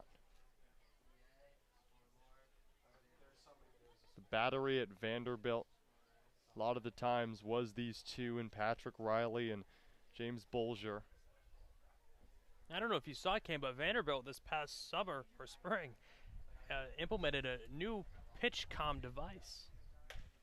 1-0 swing and a miss, count 1-1. they were basically Apple Watches in a sense that the coaching staff determined which pitch was coming, and everyone had it on. Catcher, pitcher, all the infielders and outfielders. Wow. I mean, Tim Corbin's crew over at Vanderbilt does get a lot of those cool gadgets. Here's the 1-2. Padilla fouls it out of play, and that just speaks to the success of Vanderbilt. Won a national championship 5 years ago, and a team that made the final a season ago against Mississippi State but fell short. But yeah, Vanderbilt, a top-tier program. The 1-2 pitch. Off speed outside, count 2-2.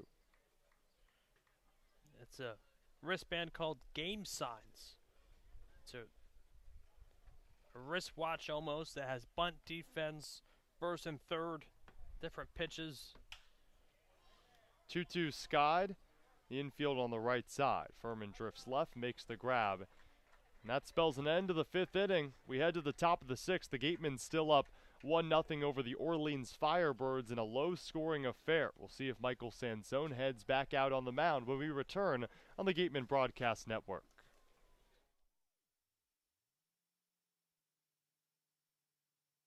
Looking for a turnkey rental experience on the Cape? Gibson Sotheby's International Realty has a dedicated team of rental professionals ready to provide homeowners and guests with exceptional service. For Cape Cod rentals, nothing compares. Each office is independently owned and operated. Sotheby's International Realty is a registered trademark. Curry College is where you go to become anything you want. Curry prepares students to engage in successful careers with learning beyond the classroom. Explore undergraduate programs, including new majors in environmental science, sport and recreation management, graphic design, marketing, and computer science. Online at curry.edu.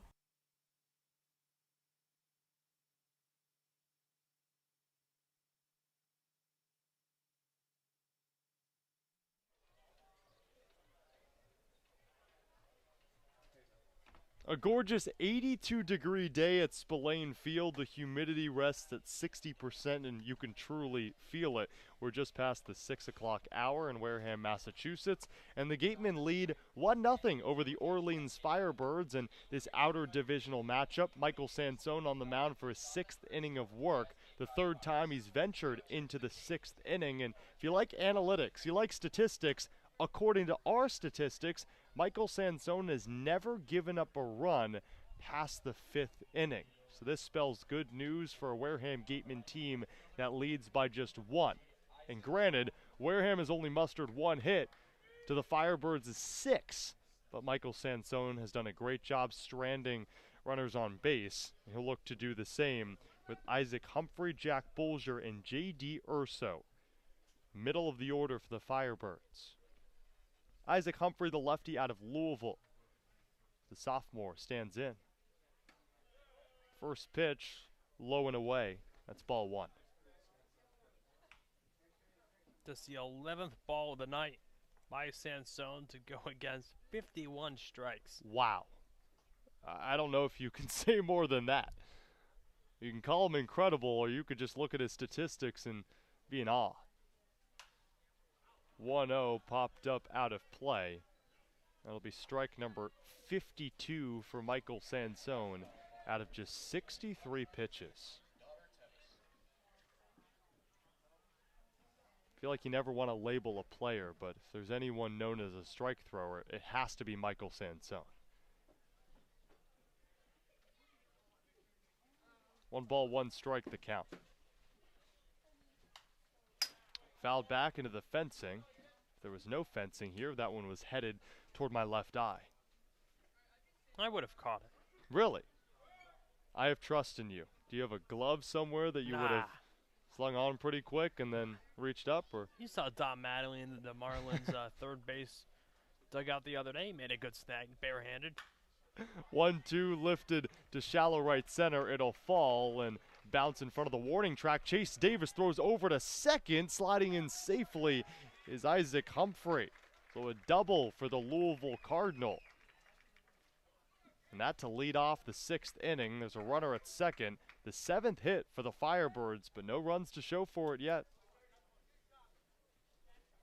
Ball just kept carrying and then landed. 2 hopped into the gap and near the warning track. Humphrey tested the arm of Chase Davis, which usually doesn't end in a good result, but that time it did. Brings up Jack Bulger out of Vanderbilt. But prior to that, Eddie Marco heads out to the mound. I would assume that will do it with a pitcher style and Michael Sansone, a strike thrower. This is the 3rd time through the order, and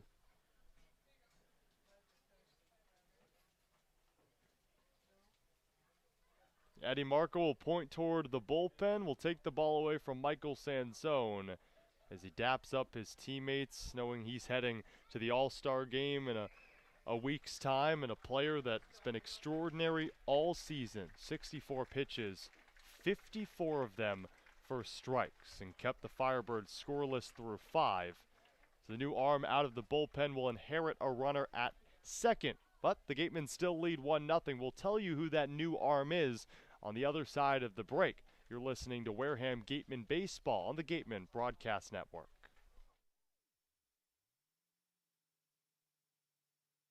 If you or a family member have been hurt at work, don't wait for the insurance company to discontinue your benefits or deny you medical treatment. Get an experienced workers' compensation attorney now before it's too late. The lawyers at Reedy, Kiernan, and McNally, LLP, have been practicing workers' compensation law for many years and are experts in the field of workers' compensation law. Having the advantage of retaining an attorney early on may make all the difference in your case. Know your rights. Be prepared and contact Reedy, Kiernan, and McNally, LLP today. The firm is located at 267 Main Street in Wareham and 2318 Acushnet Avenue in New Bedford. Call 508-295-0286 or visit their website www.rkm-law.com.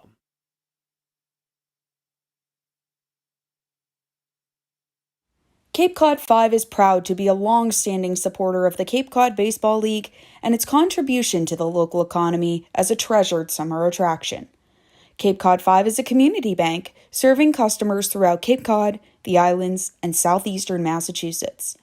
Founded in 1855, the bank's mission is to enrich the lives of those it serves while contributing to the health and vitality of its communities. Cape Cod 5 provides a full range of banking solutions, including personal and business banking, residential mortgages, investment management, and trust services.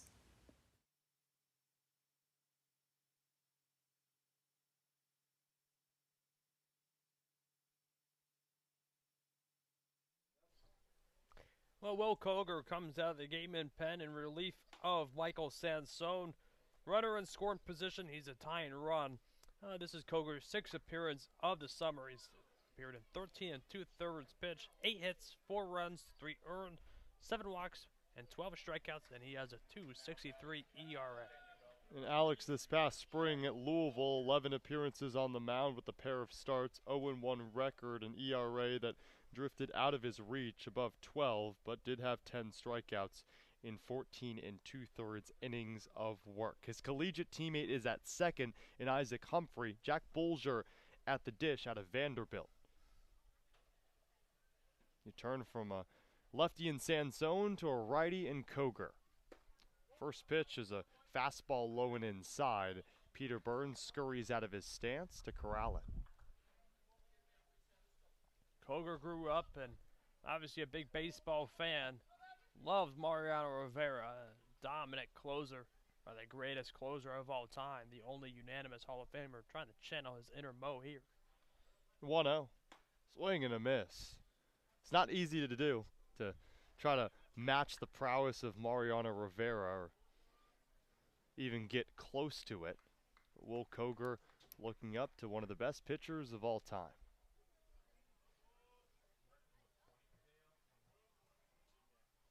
One ball, one strike the count. No outs in the top of the 6th. Fastball reached on and fouled back. Count 1-2.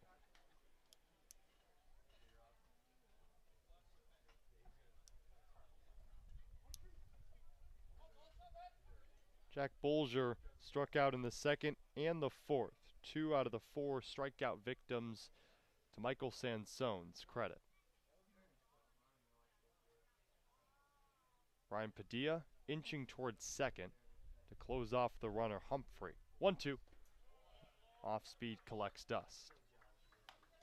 Jack Bolger, in his 16th game on the Cape, a .235 hitter. He's currently riding a 3-game hit streak, but is 0 for 2 today.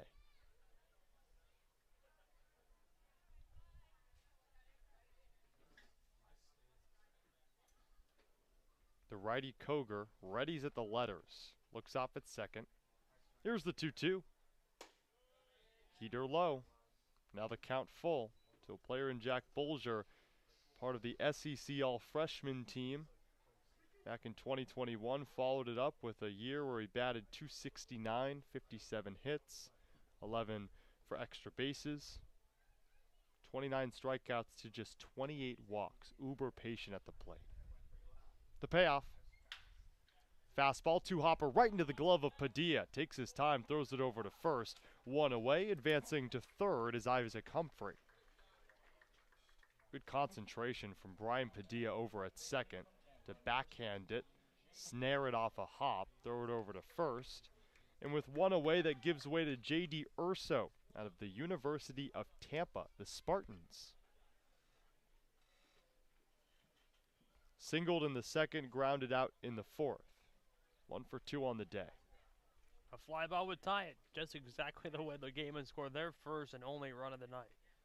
1 out delivery. Fastball, big hack and a wick. Urso was looking for that fly ball. Instead, it escaped his swinging bat. The count 0-1.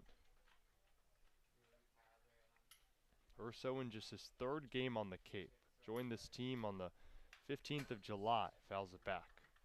1 for 3 against Harwich in his Cape League debut on the 15th.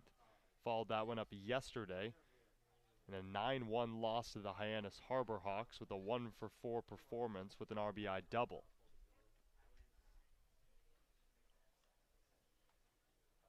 The game-tying run is 90 feet away. 0-2 breaking ball, slow roller to the right side. That'll tie this ball game. Padilla toss it over to first.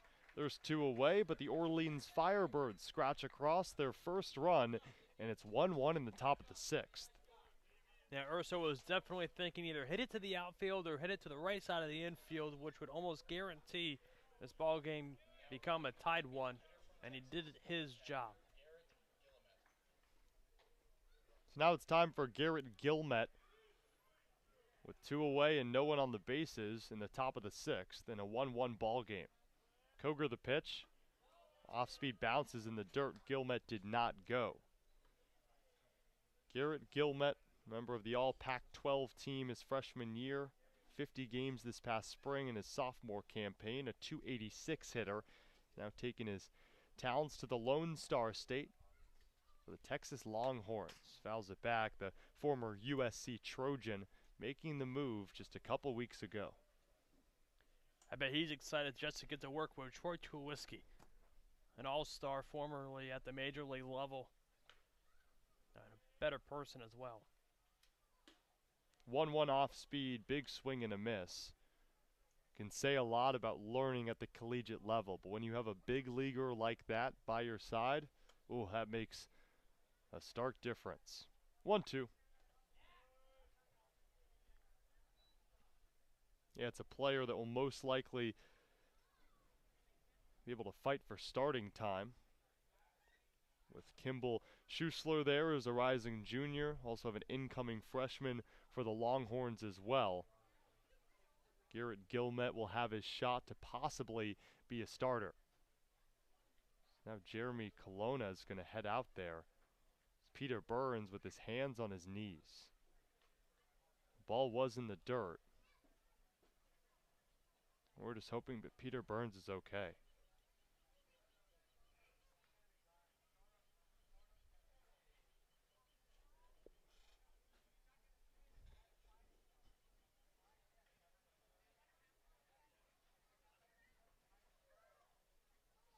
A player in Burns that's experienced so much during his career at Boston College. He played for the Bourne Braves last summer. This season with the Wareham Gatemen. He's a player that you just want on your team.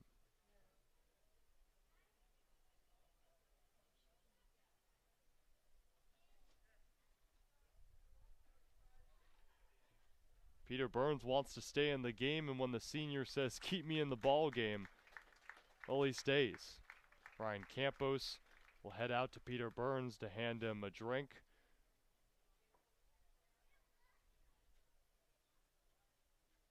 Burns will take a sip, hand it back to Campos, and play ball. Catcher's always looking out for other catchers. They all realize how difficult the position is and how taxing it can be.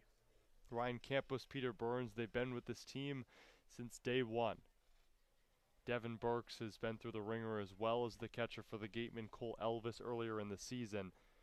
But the two that have had the strongest control behind the dish have been Campos and Burns, as Campos brings over a drink to Peter Burns, and we're back to baseball. 2 away, empty bases, 1-1 ball game. 2-2 pitch. Popped up to right field as Gilmet will fly out to Owen Diodati, and that'll end the inning. But the Firebirds scratch across their first run of the game and tie this one up. We head to the bottom of the 6th, and a whole new ball game, 1-1 between these outer divisional foes. Wareham Gatemen offense on the other side when we return to the Gatemen Broadcast Network.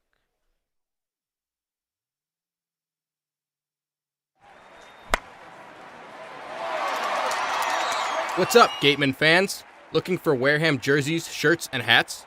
You can find all of that and more online at gateman.org/shop. Visit to get all your Gateman gear today. Ladies and gentlemen, boys and girls, it's back. The 2022 Cape Cod Baseball League All-Star Game, presented by Milton Cat and hosted by the Wareham Gatemen, is back after a 2-year hiatus. The game will be played at Spillane Field, home of the Gatemen, on Saturday, July 23rd, 2022, at 7 Viking Drive, Wareham, Massachusetts. Gates open at 2 p.m., autograph sessions from 2:40 to 4:50 p.m., the home run hitting contest at 5 p.m., and game time is set for 6:05 p.m. For your safety, no coolers, backpacks, or other large bags of any kind will be allowed into the game. There will be several different concessions available for food, drinks, and other delights. Tickets are $5 per person and are on sale today at the concession stand or online at www.gateman.org. We look forward to seeing you all there.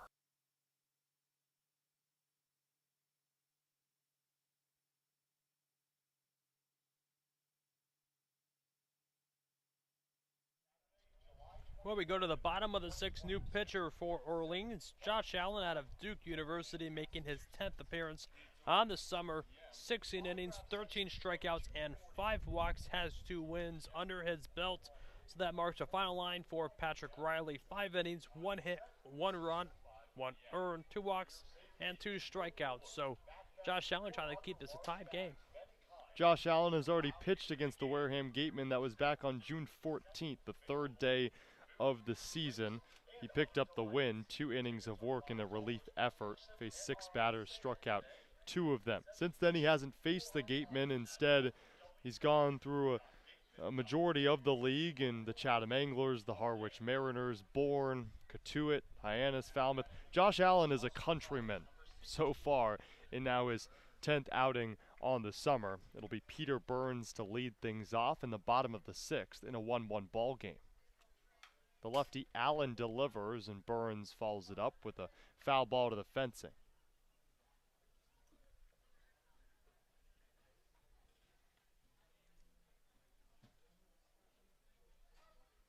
The Gatemen with only 1 hit on the day. 0-1 breaking ball outside, count 1-1. That's been the kryptonite of Wareham this past week, in which Wareham hasn't won in 7 days. 1-1.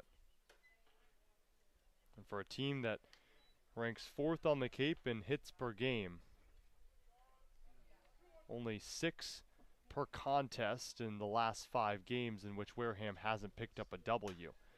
2-1 lifted in the air behind the plate. Jack Bolger won't give chase. It'll bounce on top of our press box and out of play.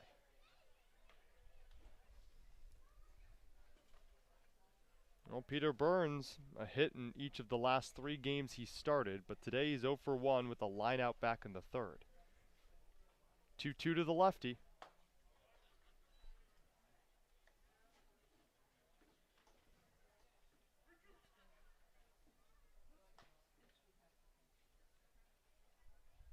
The payoff pitch. Fastball called, strike 3. Outside corner. Peter Burns can't believe it. A punch out for Josh Allen in the first batter he faces, and there's one away in the bottom of the 6th. With calls like that, it can obviously just shift an at-bat. Not the way that Peter Burns wanted it to go. Yeah, Peter Burns thought he drew walk number 13 on the season. Instead, Josh Allen picks up a K. Here's the 1-out off-speed pitch to Chase Davis, who watches it dip into the ground. Grounded out to short in his first AB back in the first. Followed it up with a ground out to the second baseman Furman back in the third. 1-0. Breaking ball high.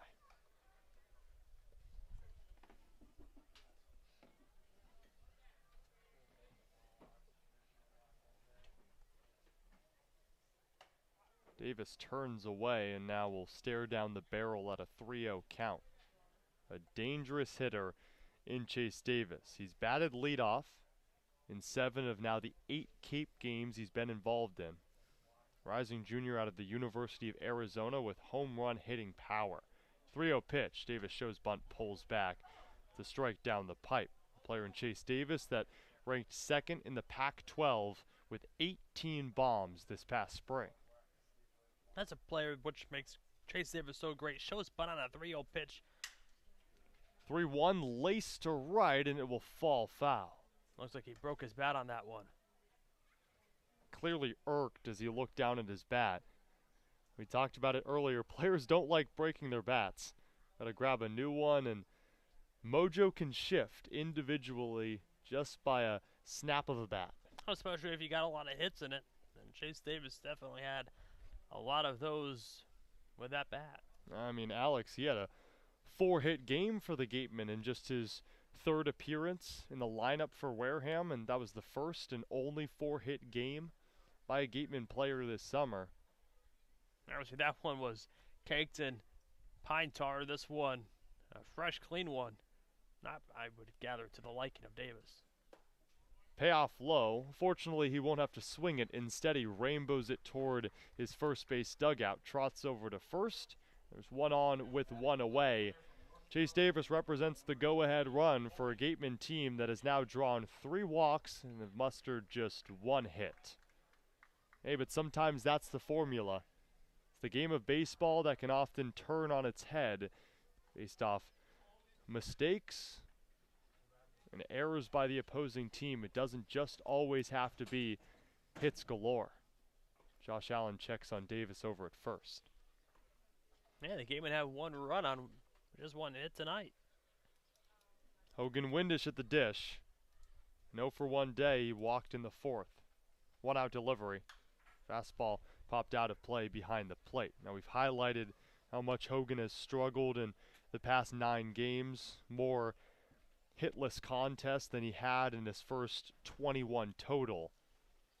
But the UNC Greensboro product was just named an all-star, and maybe that could be the momentum shifter after garnering that honor. 0-1 is thrown over in the direction of Chase Davis, who slides back into first, head first. Windish, one of 2 all-stars in the lineup today, if you don't count the starter Michael Sansone.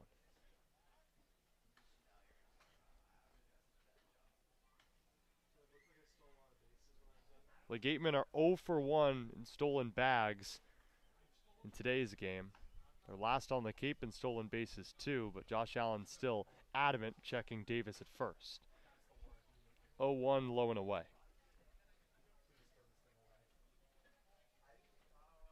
It's a Gateman team with 10 stolen bases. Next closest team is 25. Again, Allen will lift the ball over to first, and Chase Davis, well, he'll have to do probably 2 or 3 loads of laundry on that jersey and maybe the pants as well. It's covered in stone dust. 1-1 high and outside. And we already talked about the odd dimensions of Spillane Field with the foul lines being right off the infield grass. Well, the same thing with the infield itself. It's not dirt, it's stone dust. The only pro is that helps the field drain better after rain. 2-1 is a strike down the heart of the plate. Luckily for us and the players on the field, hasn't been a lot of rain. It's been gorgeous on the Cape in the last 2.5 weeks.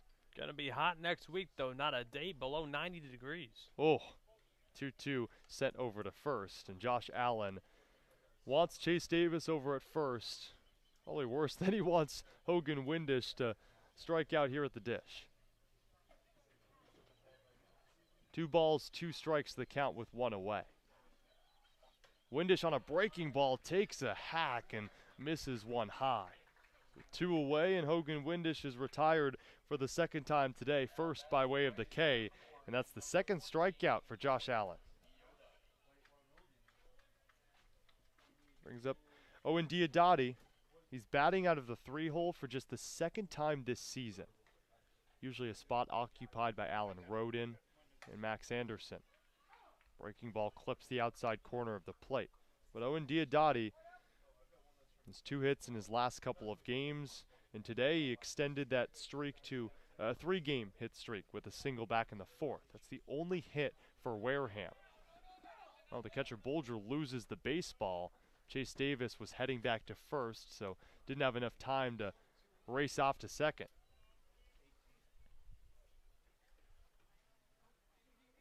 At this point, it's just destined that Chase Davis will steal, at least in the eyes of Josh Allen and Jack Bolger.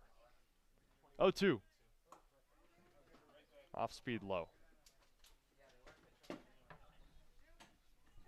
Owen Diodati entered yesterday's game in the exact same position, except the score was 4-2 against the Gatemen. He tied it up with a 2-run long ball.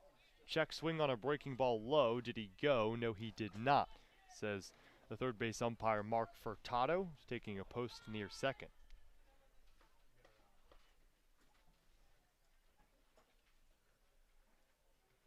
An all-star a season ago for the Gatemen was Diodati. 2-2. Chopped foul. And why I mentioned that is today, as our sideline reporter Claire Foley noted, both in the pregame show and in the last inning, 6 all-stars named for the Wareham Gatemen. The 2-2. Owen Diodati stays patient at the plate. Is behind the count 0-2, and now it's full. Sirens wailing in the background. Jack Bolger gives out the sign behind the plate. Chase Davis at first. He'll be off and running. The pitch leaves the glove of Allen. The payoff up near the eyes of Owen Diodati, and that's the 4th walk that the Gatemen have drawn today. And again, I'll keep stressing it, just 1 hit. Now there will be a change for the Orleans Firebirds. Kelly Nicholson heads out to the bump, and that might be the end of the day for Josh Allen with a lot of movement in the bullpen. Yep, it is. So Josh Allen entered this 6th inning. He picked up 2 strikeouts, but also walked a couple of batters, and Kelly Nicholson, the field manager for the Firebirds, says, well, enough is enough. With 2 away and now 2 on here in the 6th. A pitching change for the Road Firebirds. We'll be back and tell you who that is on the other side of the break. You're watching Wareham Gateman Baseball on the Gateman Broadcast Network.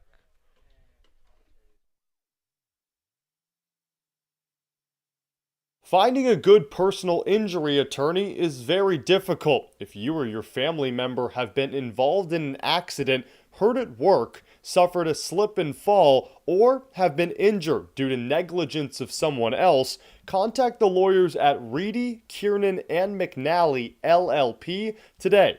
They are experienced trial attorneys who practice in all of the courts in the Commonwealth.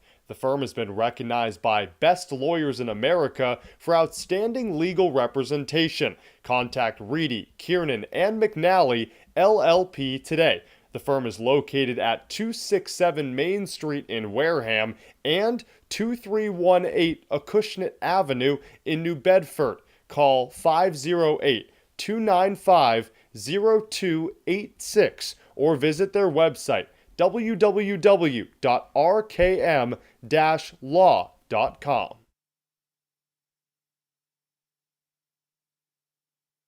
Hey Gateman fans, don't miss out as the Wareham Gatemen head to Worcester, Mass. to take on the Bourne Braves at Polar Park, the home of the Worcester Red Sox.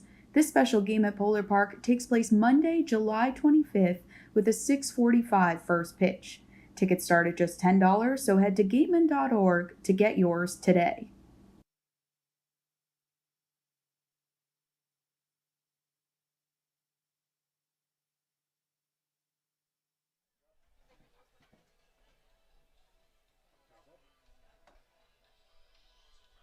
Oh, we're in the bottom of the sixth in a 1-1 ball game, and Josh Allen lasts just 2/3 of a frame.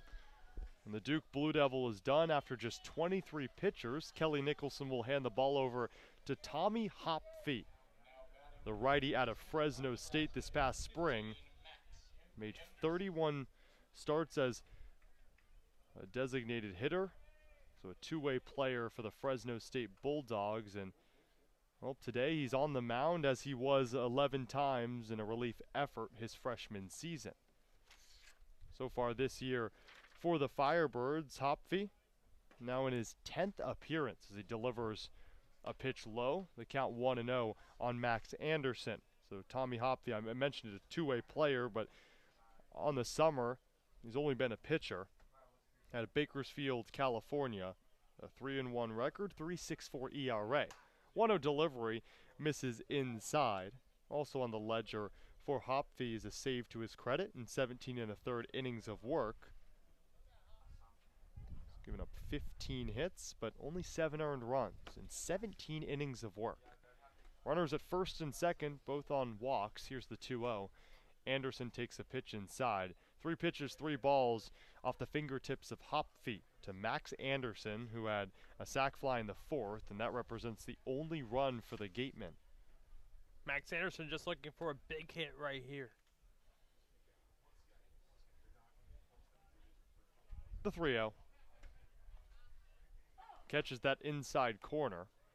Now the count 3-1. Max Anderson with 33 hits on the summer. That ranks first on the Cape, first on this team as well. The Nebraska Cornhusker. Here's the 3-1 pitch. Breaking ball. Loops that one foul to the right side.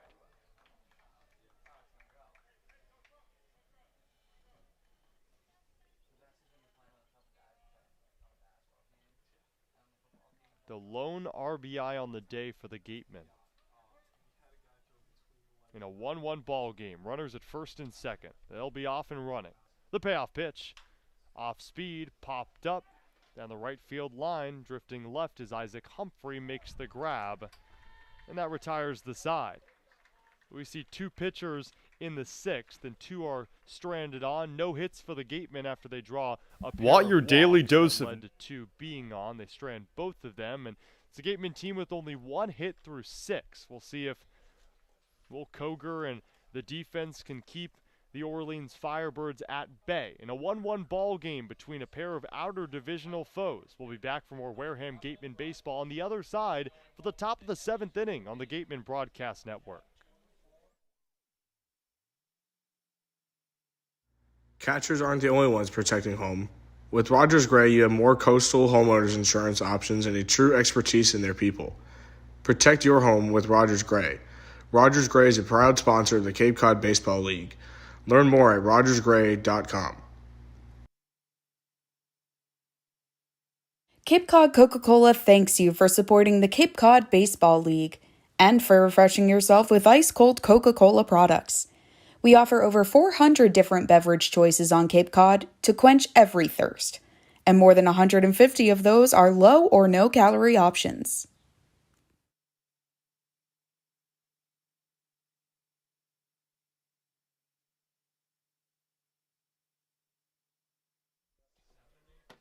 We're in the top of the 7th in a 1-1 ball game between the Firebirds and the Gatemen. Alongside Alex Feuz, I'm Cameron Ezeir. Will Koger on the bump for the Wareham Gatemen in his second inning of work after relieving the starter Michael Sansone. His final line, 5 innings of work, surrendered 7 hits, 1 run. It was earned, 4 strikeouts, no walks, and Michael Sansone now has 34 strikeouts to just 1 walk. But what matters now is Will Koger on the bump and keeping this game at a stalemate at 1. The first 2 meetings between these two teams resulted in a 2-0 Firebirds win and a 1-0 Gatemen win. So it's been a low-scoring affair in the first 2 meetings. Make it the first 3 as we're in the 7th. Here's the lefty Jacob Stinson. The left fielder takes a strike down the pipe. Out of Nevada, but in the transfer portal, still waiting for his future destination. 0-1. Fastball rope to right, hooks foul. So Jacob Stinson, the rising junior, at 6'1", 180. Well, Ryan Campos will take over in left field tonight as Hogan Windish leaves the game. The 0-2 delivery. Stinson takes a ball in the dirt. The first time we've seen Ryan Campos in left for the Wareham Gatemen. So Hogan Windish out of this ball game. So we're in the top of the 7th. The 1-2 delivery. Fastball low and inside. Well, we saw Ryan Campos earlier in this game provide some fluids to his fellow catcher Peter Burns. Well, now he's in the action out in left field. 2-2. Heater skied to shallow right. Brian Padilla moves back. Diodati waves him off, makes the grab as he charges in, and there's 1 away. Jacob Stinson is retired for the 2nd time today after singling in the 3rd, and that gives way to Austin Knight, the shortstop out of UNC Charlotte. Now batting the shortstop from NC Charlotte, number 3, Austin Knight. Struck out in the 3rd. He popped up in foul territory to the catcher Peter Burns back in the 5th. Well, the first pitch is a fastball that missed way outside to Knight, the shortstop.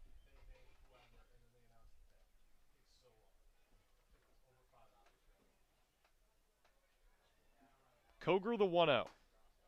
Check swing, it was a strike anyway on the outside corner. Count 1-1. Austin Knight has struggled in his last 6 games at the plate. Here's the 1-1 pitch. Off speed, and it's been just by that. Taking a lot of strikes. He struck out 14 times in the last 6. 1 today, make it 15 in the past 7. See if Koger can deal out that same fortune with 1 away. 1 ball, 2 strikes the count. Fastball just outside.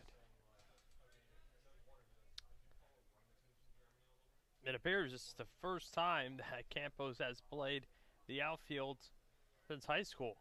Wow. 2-2. Knight turns away at a fastball. The count 3-2. Has a lot of speed, does Ryan Campos, and Hogan Windish entered this season solely a second baseman, but was shifted out to left. So, guys developing at new positions. It's fouled off of the padding of Peter Burns. The count stays full. Burns will shake off a ricochet and walk it off. Home plate. He's beat up today. Home plate umpire James Fonseca heads out to hand the ball to Koger and give Burns some time.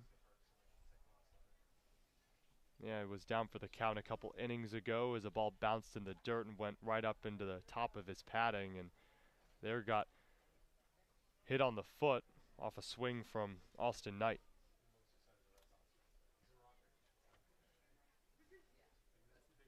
It's an open hole up the middle of the infield. Both middle infielders are playing close to the bags. Payoff breaking ball. Called strike 3. Austin Knight was already on his way to first. His bat halfway to his respective dugout. But the home plate umpire calls it a strike on the outside corner. And that's Will Koger's 3rd K.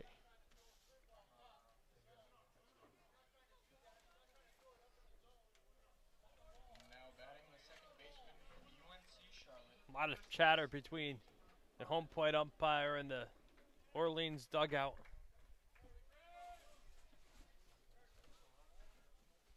And pardon me, that's Austin Knight's second K and Will Coger's first on the day.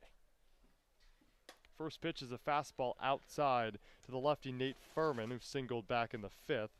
He flew out in the first, popped out in the third. 1 for 3 day. 1-0. Furman, slow roller right side. Padilla picks it up, throws it over to first, and that'll end the top of the seventh. Well, we head to the bottom of the seventh, 1-1 ball game between the Firebirds and the Gatemen. We'll be back for more Wareham Gatemen baseball on the other side of the break on the Gatemen Broadcast Network. Curry College is where you go to become anything you want. Curry prepares students to engage in successful careers with learning beyond the classroom.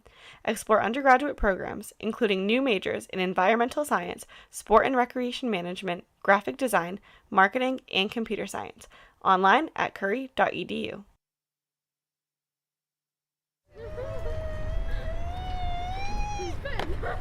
Beat the heat and join us at Waterwiz, a water experience unlike any other this side of the bridge. Open daily, head over to the water park on Route 28, the Cranberry Highway.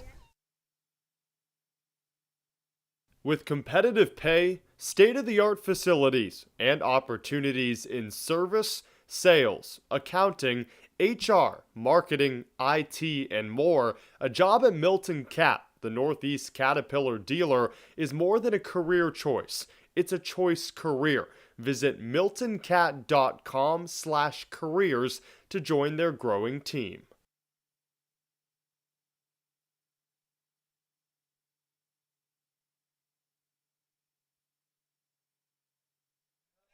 We're in the bottom of the seventh. The Gatemen and the Firebirds knotted at 1 apiece. Alongside Alex Feuz, I'm Cameron Ezeir. The story has been, well, the clear eyesore on the scoreboard out there in deep right center. The Gatemen have mustered 1 hit through 6 innings, but fortunately for them, they had a sacrifice fly that came just a couple innings ago off the bat of Max Anderson, so the game is tied up at 1 apiece. It'll be Blake Wright, Alan Roden, and Derek Fabian due up for the Gatemen in the 7th. Tommy Hopfee on the mound after coming into this ball game and recording the final out in the 6th. That's a strike on the outside corner to right. But Cam, can you feel the anticipation in the air? 2.5 minutes away from the draft. MLB draft at 7 o'clock, you're right. I like how you included how many seconds as well. We'll be counting down the minutes. Now 2 minutes till the draft. 1-1. That'll be the first round of the MLB draft as that pitch escaped the zone. The count 2-1. A lot of these players hoping to hear their names called in the next couple of days. Tommy Hopfee out of Fresno State. 2-1 off speed, swing and a miss from Blake Wright. Count even 2-2. Blake Wright out of Clemson. He's currently 0 for 2 on the day. Swings, hard hit to deep left center field. Stinson moving back at the wall. It one-hops the wall. Route Wright accelerates the second and is safe on the second base bag. Blake Wright with his first extra base hit of the day and the first extra base knock for the Gatemen today in general. Only the second base hit, but Blake Wright gets in scoring position with no outs in the 7th. Blake Wright really starting to get hot. His 4th hit in the last 3 games. Stinson drifted to his left and then backpedaled. The ball went over his outstretched glove above his head. Blake Wright's at second.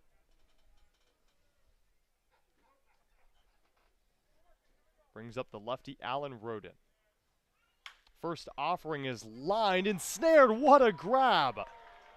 Austin Knight runs over to second. Blake Wright stumbled between second and third. He would have had no chance to get back to the bag anyway. Austin Knight has been unbelievable over there at short. That's the 3rd web gem catch he's made, and that one the most impressive. Took that one off a frozen rope, took it to second himself, and there's your classic 6 unassisted double play. Stole an extra base hit away from Alan Roden and a Gateman run. And now the bases are empty, and that extra base hit is almost wiped off the board as Blake Wright heads back to the dugout. With 2 away in the bottom of the 7th, it's the 1-0 to Derek Fabian, who's 0 for 2 today. Slow chopper to the left side. Knight can't make that play. That's just the game of baseball. You can make an unbelievable play a couple pitches prior, but a slow grounder comes your way, and nope, can't make that play, and the Gatemen have one on. How about that? I mean, that's why baseball can be so unforgiving at times. And there'll be an error on the Firebirds. They're first. And Derek Fabian is at first base. All 3 times Derek Fabian has tested Knight at short. The first time he gets the better of him. Brian Padilla watches the pitch breeze over the strike zone on the outside corner. The count 0-1. Padilla struck out looking in the 3rd and then popped up the second baseman Furman in the 5th. Hopfee the pitch. Fastball high.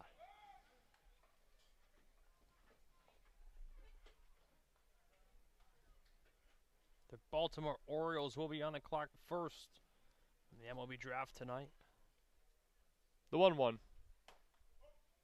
Fastball inside. Now Baltimore is a team that is slowly on the rise. That big win streak and above 500 for what feels like the first time in 2 or 3 years. 2-1, there's a pitch low. They have a lot of great prospects. Adley Rutschman is one of them who's up at the majors and has been stellar for an Orioles team that is clearly on the rise. For the Gatemen, they're hoping that Brian Padilla can somehow drive home Derek Fabian. Well, Fabian goes, breaking ball that clips the inside corner. Fabian swipes second. The ball gets by the second baseman Furman. Fabian accelerates to third, and now there's a runner 90 feet away, and that's the go-ahead run for the Gatemen with 2 away and a payoff pitch looming.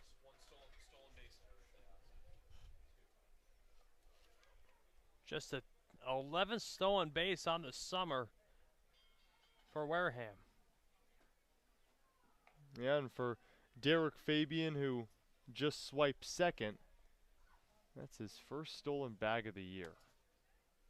The payoff. Called strike 3. Brian Padilla, a mannequin for the second time today, and that retires the side. The go-ahead run left at third for the Wareham Gatemen off a couple of errors, but they can't cash in. We head to the 8th in a 1-1 ball game between the Firebirds and the Gatemen. We'll be back for an exciting finish at Spillane Field when we return to the Gatemen Broadcast Network.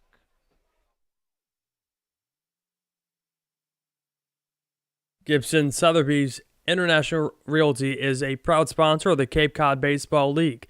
List your home with Eastern Massachusetts' premier real estate firm. Don't just get it on the market, get it the attention it deserves.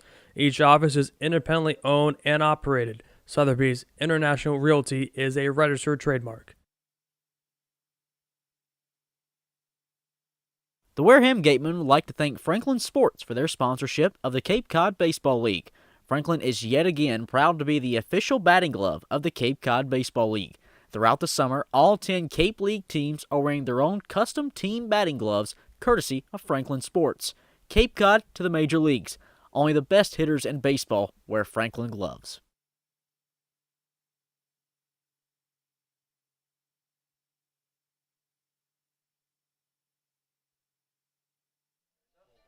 Well, we're on the top of the 8th from Spillane Field. The Wareham Gatemen haven't won in a week, but today it's looking pretty promising on the front that Wareham is not trailing in the past 5 games, 2 ties and 3 losses. Yesterday looked to be a loss, but then Owen Diodati tied things up in the top of the 9th.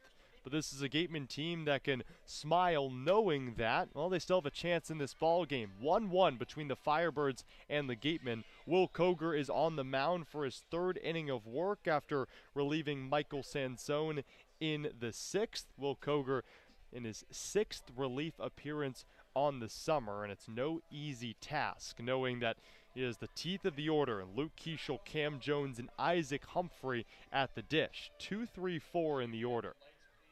And Alex, for a player in Will Koger, what does he need to do to keep this Firebirds team at bay?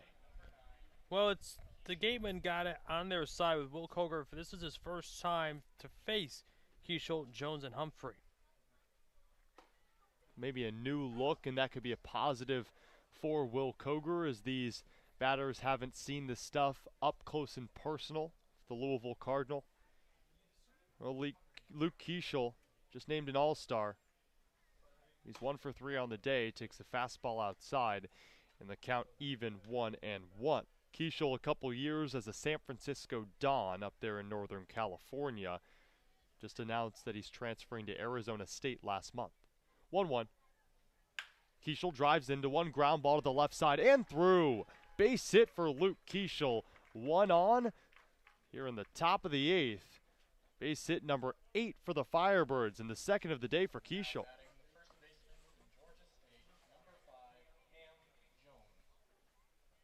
Brings up Cam Jones, who also has a base knock today. That was back in the 4th. He flew out in the 1st and grounded out in the 5th to go along with that hit. So 1 for 3 on the day is Cam Jones out of Georgia State.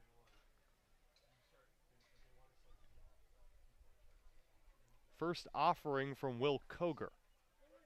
Showing bunt, high chopper left side. Burns looks over at second, now throws it to first. No one was covering the second base bag, and I'll tell you what, if someone was, that would have been easy out at second, but Brian Padilla headed over to first just in case that ball got away, and Blake Wright did the same over at third base to cover that bag. So Burns had no play at second. A successful bunt laid down from Cam Jones to move the runner in scoring position.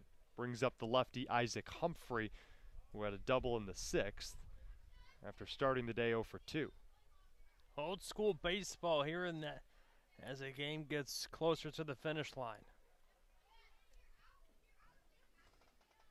Koger looks off at second.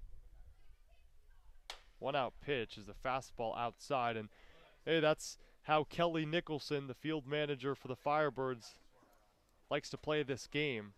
Multiple scenarios today. He's laid down a bunt to try to advance the runner, or that old school approach, and it seems like most managers in this league are taking that new school approach. But Kelly Nicholson's playing small ball. We'll see if it proves pivotal here in the 8th.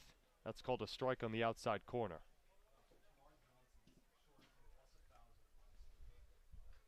Keishel leads off at second. The all-star center fielder. 1-1 to the lefty Humphrey, takes it high and away. Isaac Humphrey had his on-base streak extended to 18 games back in the 6th inning with a double to open up that frame. And that's a Cape League record on the season. 2-1. Fastball, big hack and a miss. Count 2-2.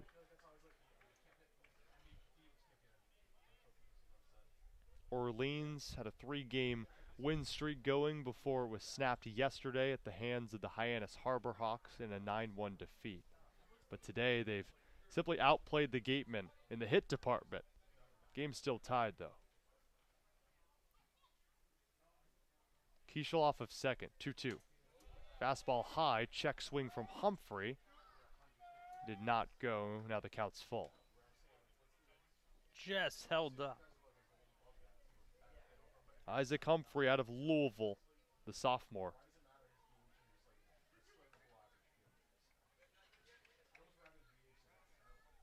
In his 21st game on the Cape. He has 18 hits. Can he make it 19 to give the Firebirds the lead? Here's the payoff, swing and a miss. Big strikeout for Will Koger, his second on the day, and there's 2 away in the 8th. Now batting the catcher from Vanderbilt, number 33, Jack Bulger. Brings up Jack Bulger, rising junior out of Vanderbilt. Prior to that, the pitching coach Eddie Marco will gingerly walk out to the mound. There is action in the Wareham bullpen out there in deep right field beyond the fences. Eddie Marco trots out. We'll see if this is the end of the day for Koger. Now he takes the ball, does Eddie Marco, points toward the bullpen, and that's the day for the Louisville Cardinal. 2 strikeouts on his ledger and gives up one run that is credited to Michael Sansone. We'll see who the new arm is out of the bullpen when we return on the other side of the break. There's 2 away in the top of the 8th, and a 1-1 ball game with the runner in scoring position. We'll be back for more Wareham Gateman baseball when we return on the Wareham Gateman Broadcast Network.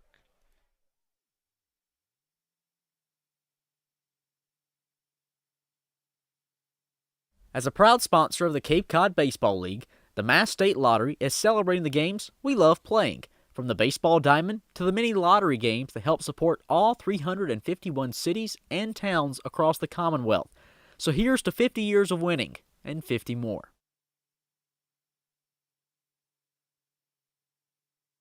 Finding a good personal injury attorney is very difficult. If you or your family member have been involved in an accident, hurt at work, suffered a slip and fall, or have been injured due to negligence of someone else, contact the lawyers at Reedy, Kiernan, and McNally, LLP today.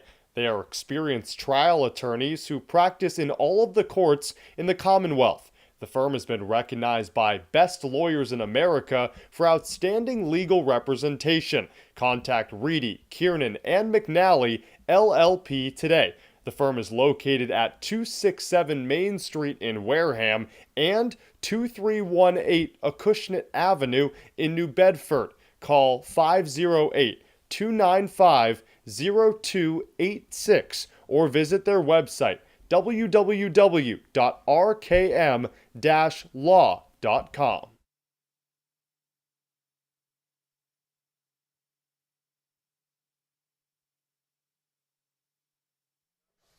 Pitching change here in the top of the 8th with 2 outs and a runner on second base in a 1-1 game. Alex Galvin out of Louisville making his 6th appearance on the summer.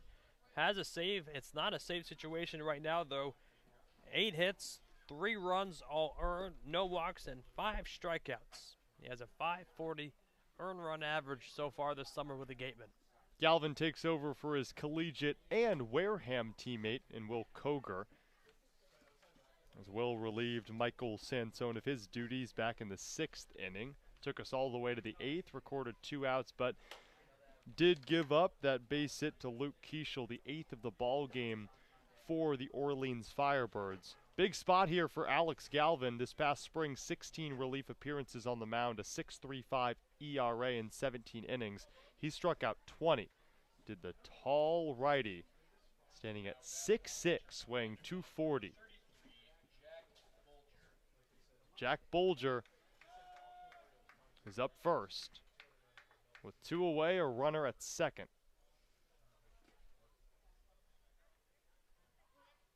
The Gatemen currently tied at the bottom of the West Division with the Falmouth Commodores. A loss could be costly. 2-out pitch. Bolger check swing at a pitch high and away that missed the strike zone.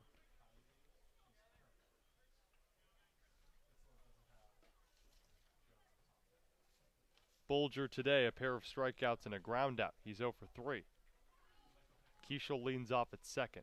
Padilla watching him there. 1-0. Heater clips the zone, top corner.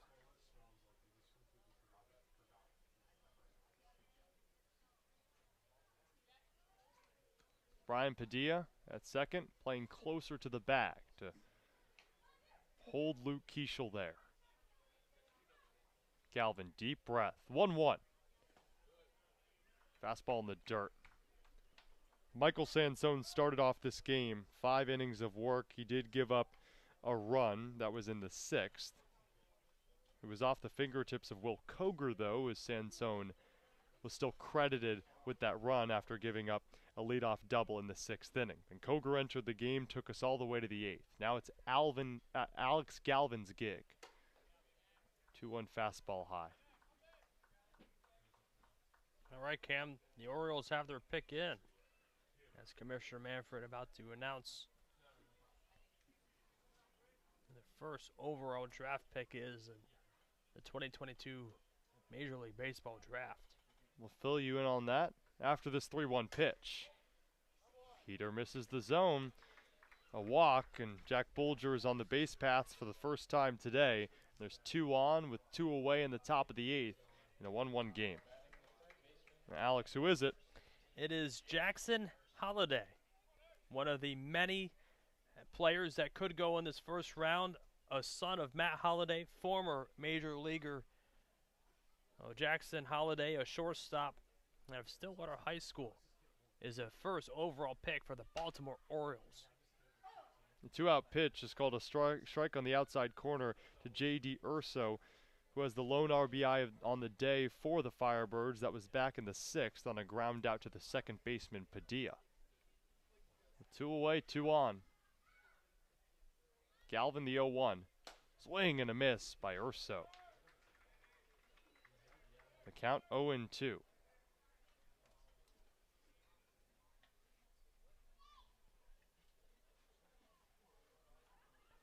Keishel off at second. Bolger at first. Time's called. Matt Holiday, an all-star at the major league level. Pretty special to hear your name called first overall. Especially with 20 rounds in the MLB draft as well, to be that first name. 0-2. Fastball just misses outside and low. Oh, Alex Galvin is already on his horse back to the dugout, ready for those slew of high fives. Instead, new life for J.D. Urso.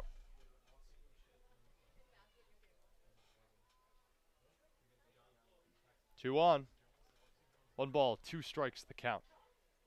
Urso connects on the ground to the right side. Anderson scoops, underhand flip to Galvin, who steps on the bag. No! Galvin was bobbling it, so he did step on the bag, but lost in midair. The runner is safe at first. Wow. The first base umpire, Joseph Caraco, said that Alex Galvin did step on the bag, but he was bobbling the ball on the underhand flip from the first baseman, Max Anderson.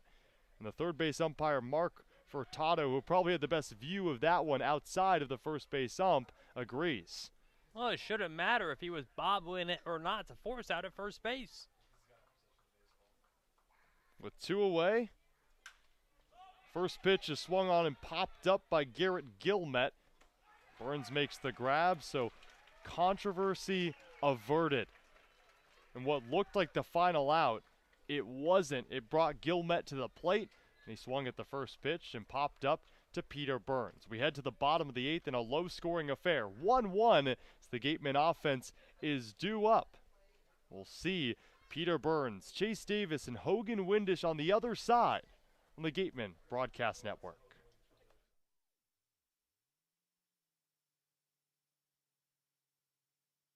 Cape Cod Coca-Cola thanks you for supporting the Cape Cod Baseball League. Cape Cod Coca-Cola has been proudly refreshing the community for over 30 years, and we're honored to support the CCBL and many other wonderful organizations on the Cape.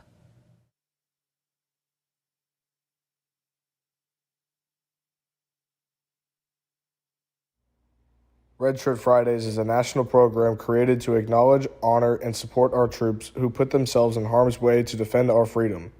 In support of this program, the Cape League teams will be wearing a specially designed red jersey every Friday. This week's special celebration of Red Shirt Friday is sponsored by Ezeir Hats, Massachusetts State Lottery, and OT Sports. Support our troops and join us by wearing red each Friday.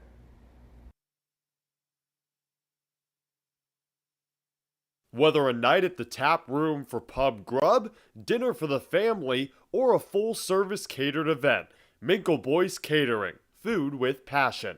Book your event today. Milton Cat is proud to support the Cape Cod Baseball League. From paving and landscaping to recreational boating and facility management, Milton Cat has the right equipment, parts, service, and technology to keep you working. Visit miltoncat.com to learn more. Wherever you call home, from Boston to the South Shore to the South Coast to the Cape and Islands, Rogers Gray has you covered for all coastal homeowners insurance needs.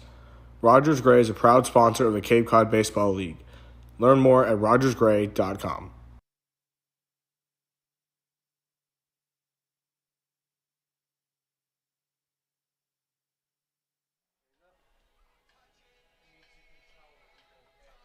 We're in the bottom of the 8th here in Wareham, Massachusetts at Spillane Field. It's a 1-1 ball game, and it's been a stalemate from start to possible finish. With Alex Feuz, I'm Cameron Ezeir. The new pitcher on for the Orleans Firebirds is Ryan Rhesus, the 6'3" left-hander out of San Ramon, California. He attends UCSD, is a Triton over there in La Jolla, California. 2.57 ERA in 5 previous appearances. 7 innings of work. He's given up only 5 hits, but he only has 1 strikeout to 5 walks. It's the second time he's facing the Wareham Gatemen this season. It'll be Peter Burns, Chase Davis, and Ryan Campos, the 3 for the Wareham Gatemen, in a 1-1 tie. In the 4th inning, a sacrifice fly for Max Anderson made it 1-0. The Gatemen have only tacked on 1 hit since then, but the Firebirds did tie it up in the 6th on an RBI ground out from J.D. Urso. So Peter Burns stands in, the lefty out of Boston College. He lined out in the 3rd, struck out looking in the 6th. This is just his 3rd plate appearance. Only 2 hits for the Gatemen. They have walked 4 times, though. They've stranded plenty on base. Reese's. The lefty kicks and deals. Off speed in the dirt and away.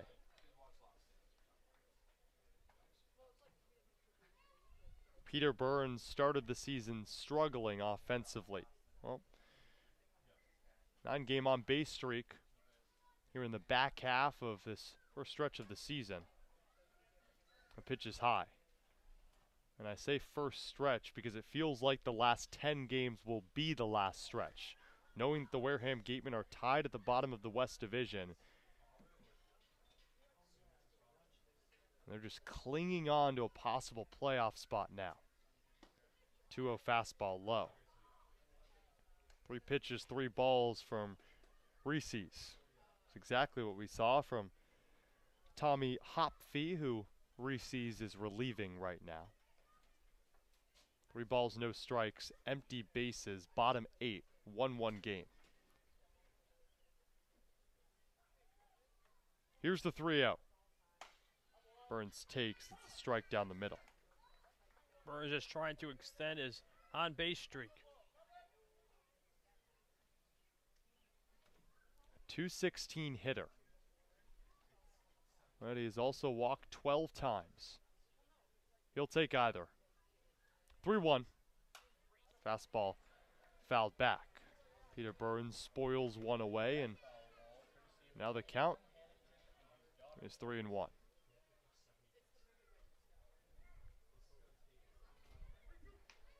Pardon me, 3-2 is the count. Lefty on lefty.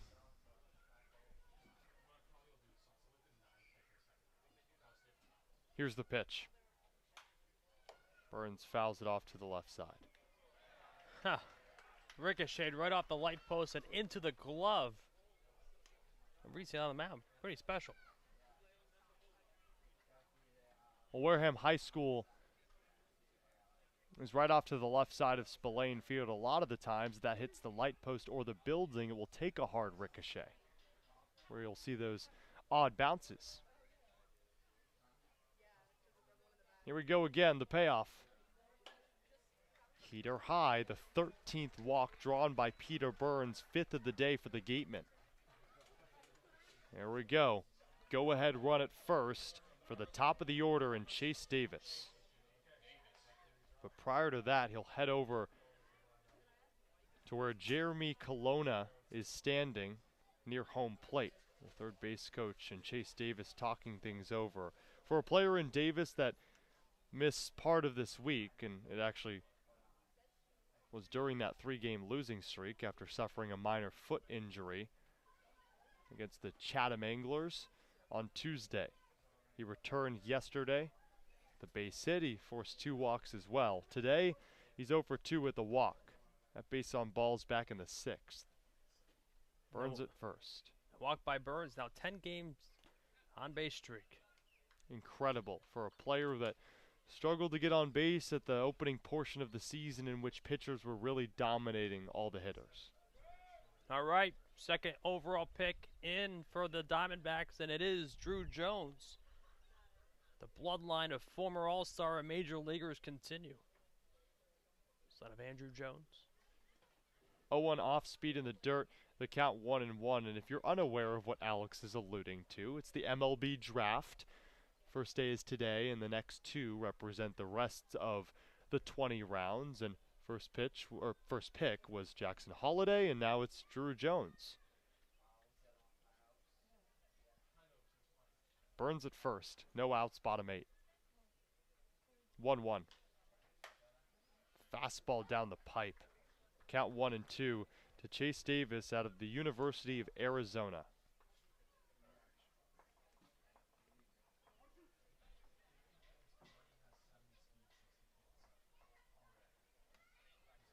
The .321 hitter entering this game. Still looking for his 10th hit. 1-2 breaking ball lifted to shallow left. Moving in is Stinson. He'll make the grab. And there's one away.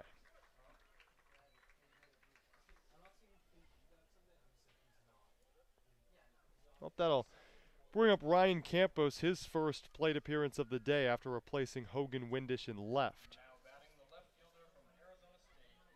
The redshirt freshman out of Arizona State, and Ryan Campos steps in with a .234 average and now 26 games on the Cape, 19 hits, 2 bombs, 9 ribbies, 11 strikeouts to just 10 walks. Also has a couple of stolen bags, which could be good news for a Gateman team that already has one on. You can get Campos on the base paths. You never know with his speed. 1-out pitch. Fastball down the pipe. The third baseman Urso is playing in. And now we'll take a few steps back. The outfield is shifted over to their right. Expecting opposite power from Campos. 0-1 delivery. Off speed low.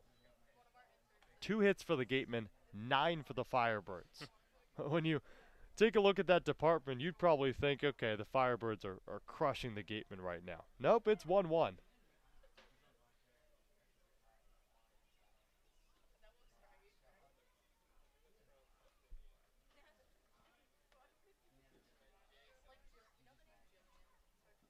The lights are on at Spillane Field.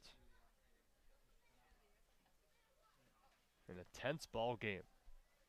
Tied between these two teams. Reese's will fire over to first.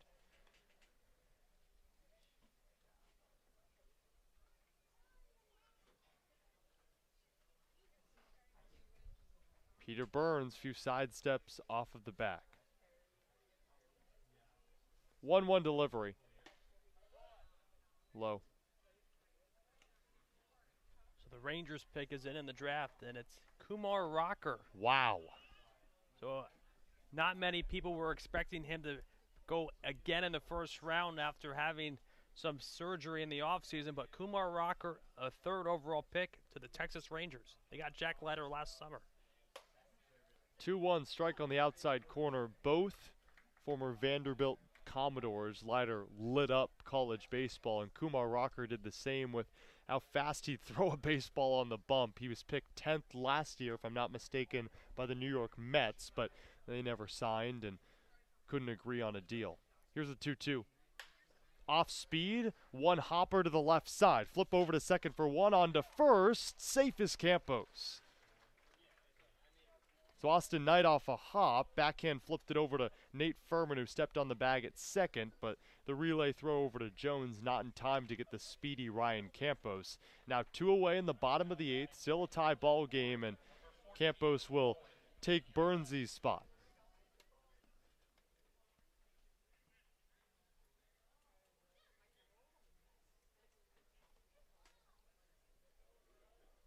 Brings up Owen Diodati. The 3-hole hitter, heading to Oregon in the fall. 2-out pitch is high and away.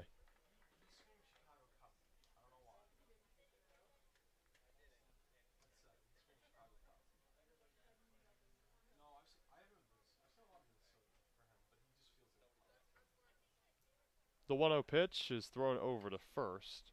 Ryan Reese's checks on Ryan Campos. 2 stolen bags for Campos on the season. Now the Gatemen have attempted to swipe second twice, and they've been successful once.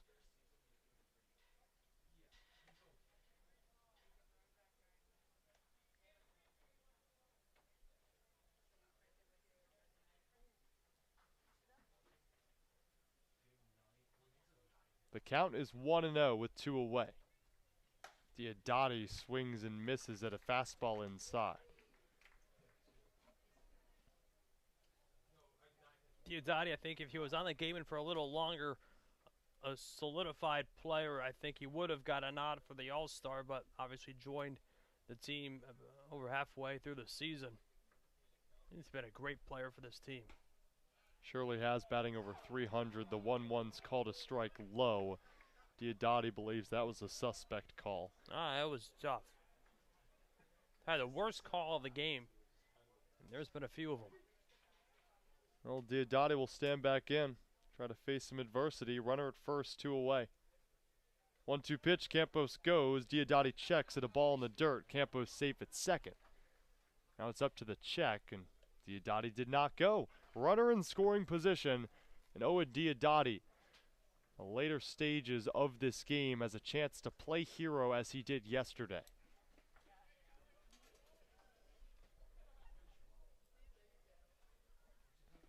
Lefty on lefty. With 2 away. Bottom 8 tie ball game. 2-2 pitch. Breaking ball cut on and missed.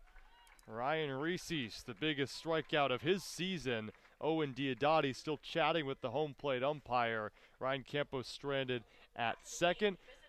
No hits, no errors, 1 left on for the Gatemen. We head to the top of the 9th in a tie ball game. 1-1 between the Firebirds and the Gatemen. We'll be back for more Wareham Gatemen baseball in the top of the 9th when we return to the Gatemen Broadcast Network.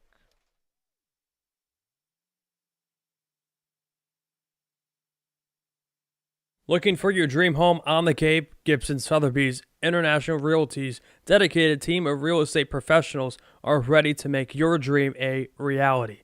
Don't just look for a place, discover a home. Each office is independently owned and operated. Sotheby's International Realty is a registered trademark. Earn a bachelor's or master's degree, complete a certificate, or take a single course through the Division of Continuing Education and Graduate Studies at Curry College. In-person and online classes run days, evenings, and weekends in Milton and Plymouth. To learn more about programs in accounting, business, criminal justice, education, nursing, and more, visit curry.edu.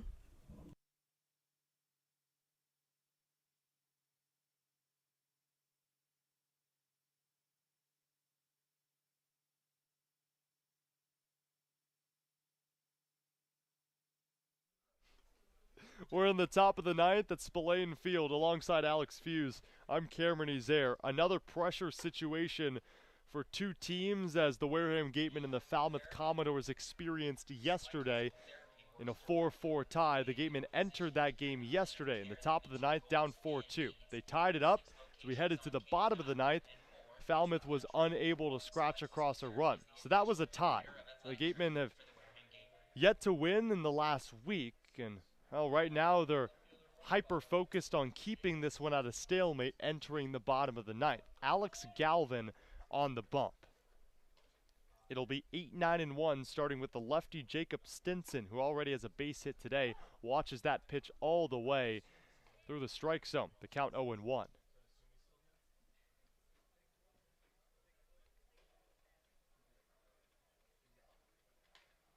Galvin the pitch. Stinson check swing. It was a strike anyway. Alex Galvin out of Louisville, standing on the mound at 6'6", weighing 240 in his 6th appearance for the Gatemen. 0-2.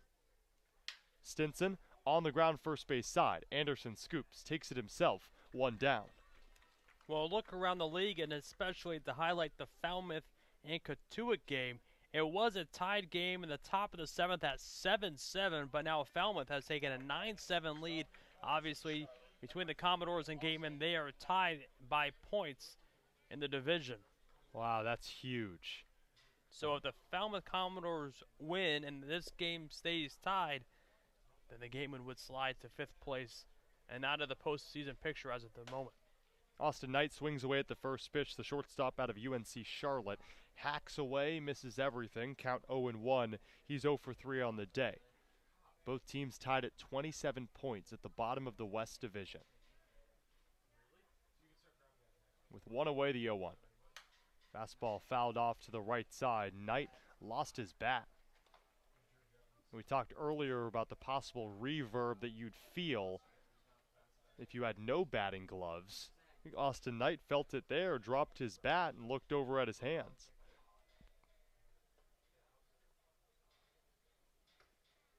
Galvin ahead of the count 0-2. If this game were to end in a tie and Falmouth's game stayed, the Commodores win, well, the Commodores would take that final playoff spot for now. 0-2.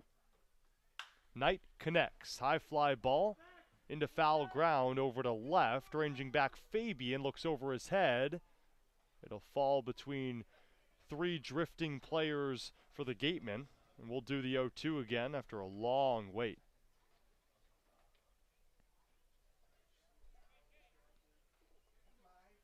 And for the Orleans Firebirds, they currently have 29 points. They're in 3rd in the East Division. Chatham has only 21 points in the bottom of the East, so Orleans, they'd take a point here. You just separate yourself from both the 4th and the 5th place teams. 0-2 pitch. Off speed, Burnsy tried to frame it, unable to do so.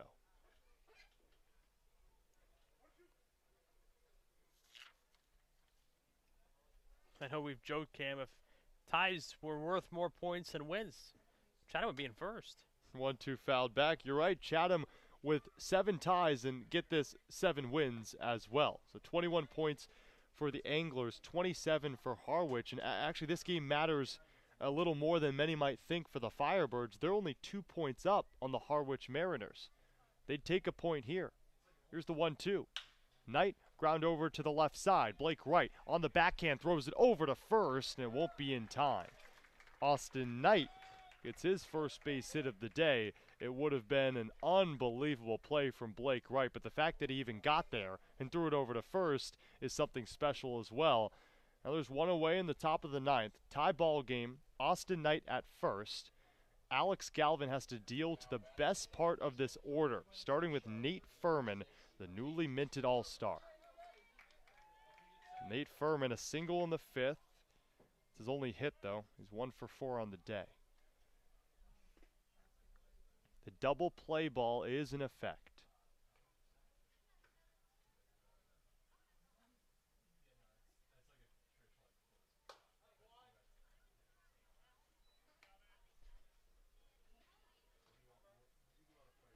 Orleans with this tie would assure them the 3rd place spot in the East, no matter what Harwich does today. 1-0. Furman takes a strike down the middle. Wareham with a tie. Just has to watch what Falmouth does, and they're currently leading the Catuit Kettleers. If it was to end in a Falmouth lead and a Wareham tie, the Gatemen would be last in the West Division officially. 1-1. Fastball grounded to the right side. Could be a double play. Padilla over to right, over to first. Got him in time. 4-6-3 to end the top of the 9th.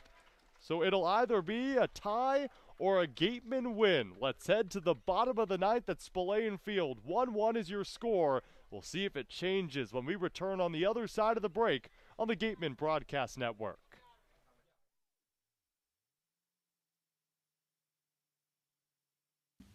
Tom and Jean Yockey were passionate about the game of baseball.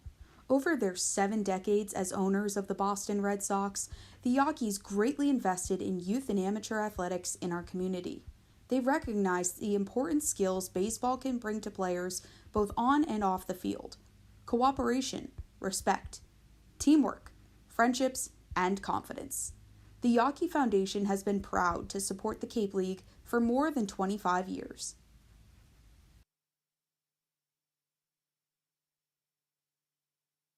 Joanne Stevenson with Berkshire Hathaway and Robert Paul Properties brings over 21 years of real estate experience to the South Shore and Cape Cod area. The Robert Paul Properties team not only specializes in coastal luxury properties, but proudly serves our veterans in their home search or sell process. Joanne Stevenson is your local, homegrown agent who knows the area and knows the market. Call Joanne Stevenson with Robert Paul Properties for all your real estate needs. Located at 155 Front Street in Marion. Local craft beer, great food, games, outdoor beer garden, and live music. That's all at Stone Path Malt. Better malt, better beer. Conveniently located across from Wareham Crossing in the West Wareham Industrial Park. Check them out.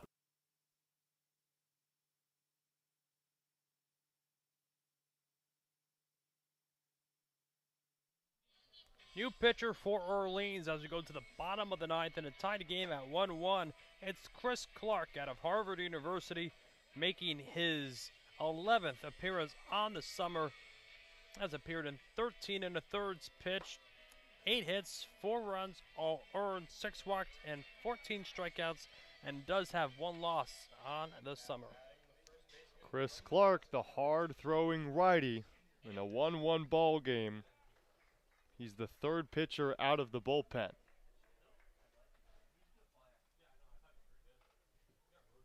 It'll be Max Anderson, Blake Wright, and Alan Roden, the middle of the order. Clark winds and deals, fastball. Anderson went through at a ball in the dirt. Chris Clark at 6'4", 195, like Alex mentioned, this past sophomore season. Second team All-Ivy honors. Big reason why he has now the most appearances on the bump. The Orleans Firebirds. 0-1 breaking ball. It's called a strike in her half. Count 0-2. In Ivy League play, ranked first in the league, an opponent batting average at just 200. Makes sense why the Firebirds send out Clark in this situation.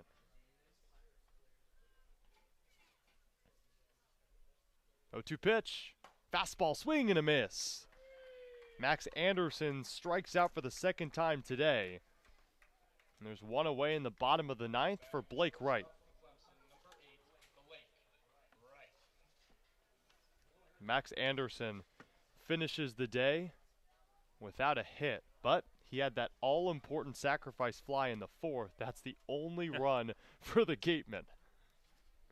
I mean, the Gatemen only have 2 hits. He'll take a sacrifice fly. One of them from Blake right here. Blake Wright, slow dribbler down the third base line. It's scooped by Urso, thrown over to first. On the bag is the first baseman Cam Jones, quickly 2 away. Well, if this game ends in a tie, it's all eyes to Cotuit, Massachusetts, where the Falmouth Commodores currently are, and they currently lead Cotuit. If Falmouth wins that game and the Gatemen tie this one, well, then Wareham is last in the West Division, a point behind Falmouth with 12 games to go. Alan Roden at the plate, 0 for 3 on the day. Swings at the first pitch, slices it foul to the left side.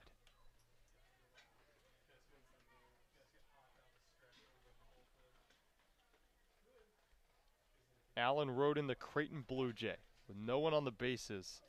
It's grounded out, flown out, also grounded out into a double play. 0-1. Roden on the ground to the right side and through. Base hit for Alan Roden, his first of the day and the Gatemen's third. And he represents the go-ahead run here in the bottom of the ninth.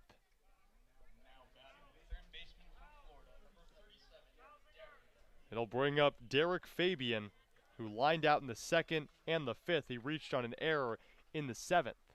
Jack Hausinger will pinch run for Alan Roden over at first.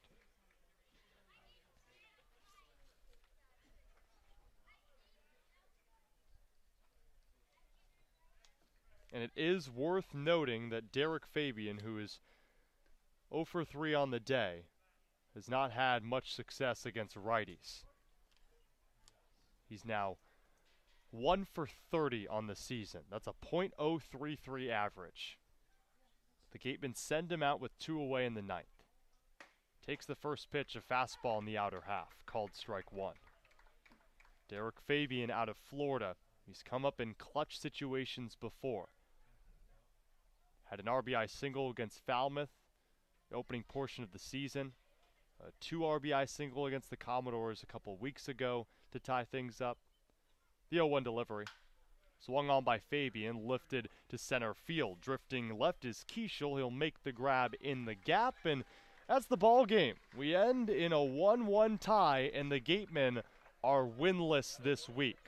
3 ties, 3 losses as we head into the off day tomorrow.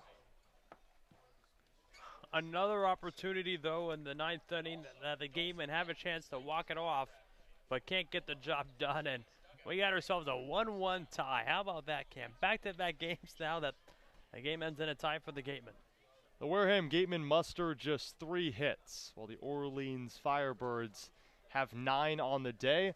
Well, that's your final score. Gatemen 1, Firebirds 1 at Spillane Field, and the season series is, well, still split between these 2 teams, these outer divisional foes. So the Gatemen now jump up to 28 points, and all eyes are on the Falmouth Commodores to see just what the Doors do and if they're able to somehow lose that game or maybe tie it, and the Gatemen would stay in the playoff hunt. For the Orleans Firebirds, they're up to 30 points. The records on both these teams, 11, 15, and 6 for the Wareham Gatemen. The Orleans Firebirds are 13, 15, and 4. So that'll do it. Off day tomorrow, and then we're back for more Wareham Gatemen baseball on the road against the Bourne Braves. That'll be a 6 o'clock first pitch on Tuesday. Enjoy your off day, everyone, following a tie from Spillane Field, the 6th of the season for the Wareham Gatemen. Just keep your eye on the Falmouth Commodores. 12 games to go, and the Gatemen are currently 1 point ahead of Falmouth in the West Division standings, but that could all change based on the Commodore result. So for our sideline reporter Claire Foley and our producer Joey Demaray, alongside Alex Feuz, I'm Cameron Ezeir saying so long. Another tie from Spillane, and we'll see you on Tuesday for more Wareham Gatemen baseball. Everyone enjoy the rest of your night.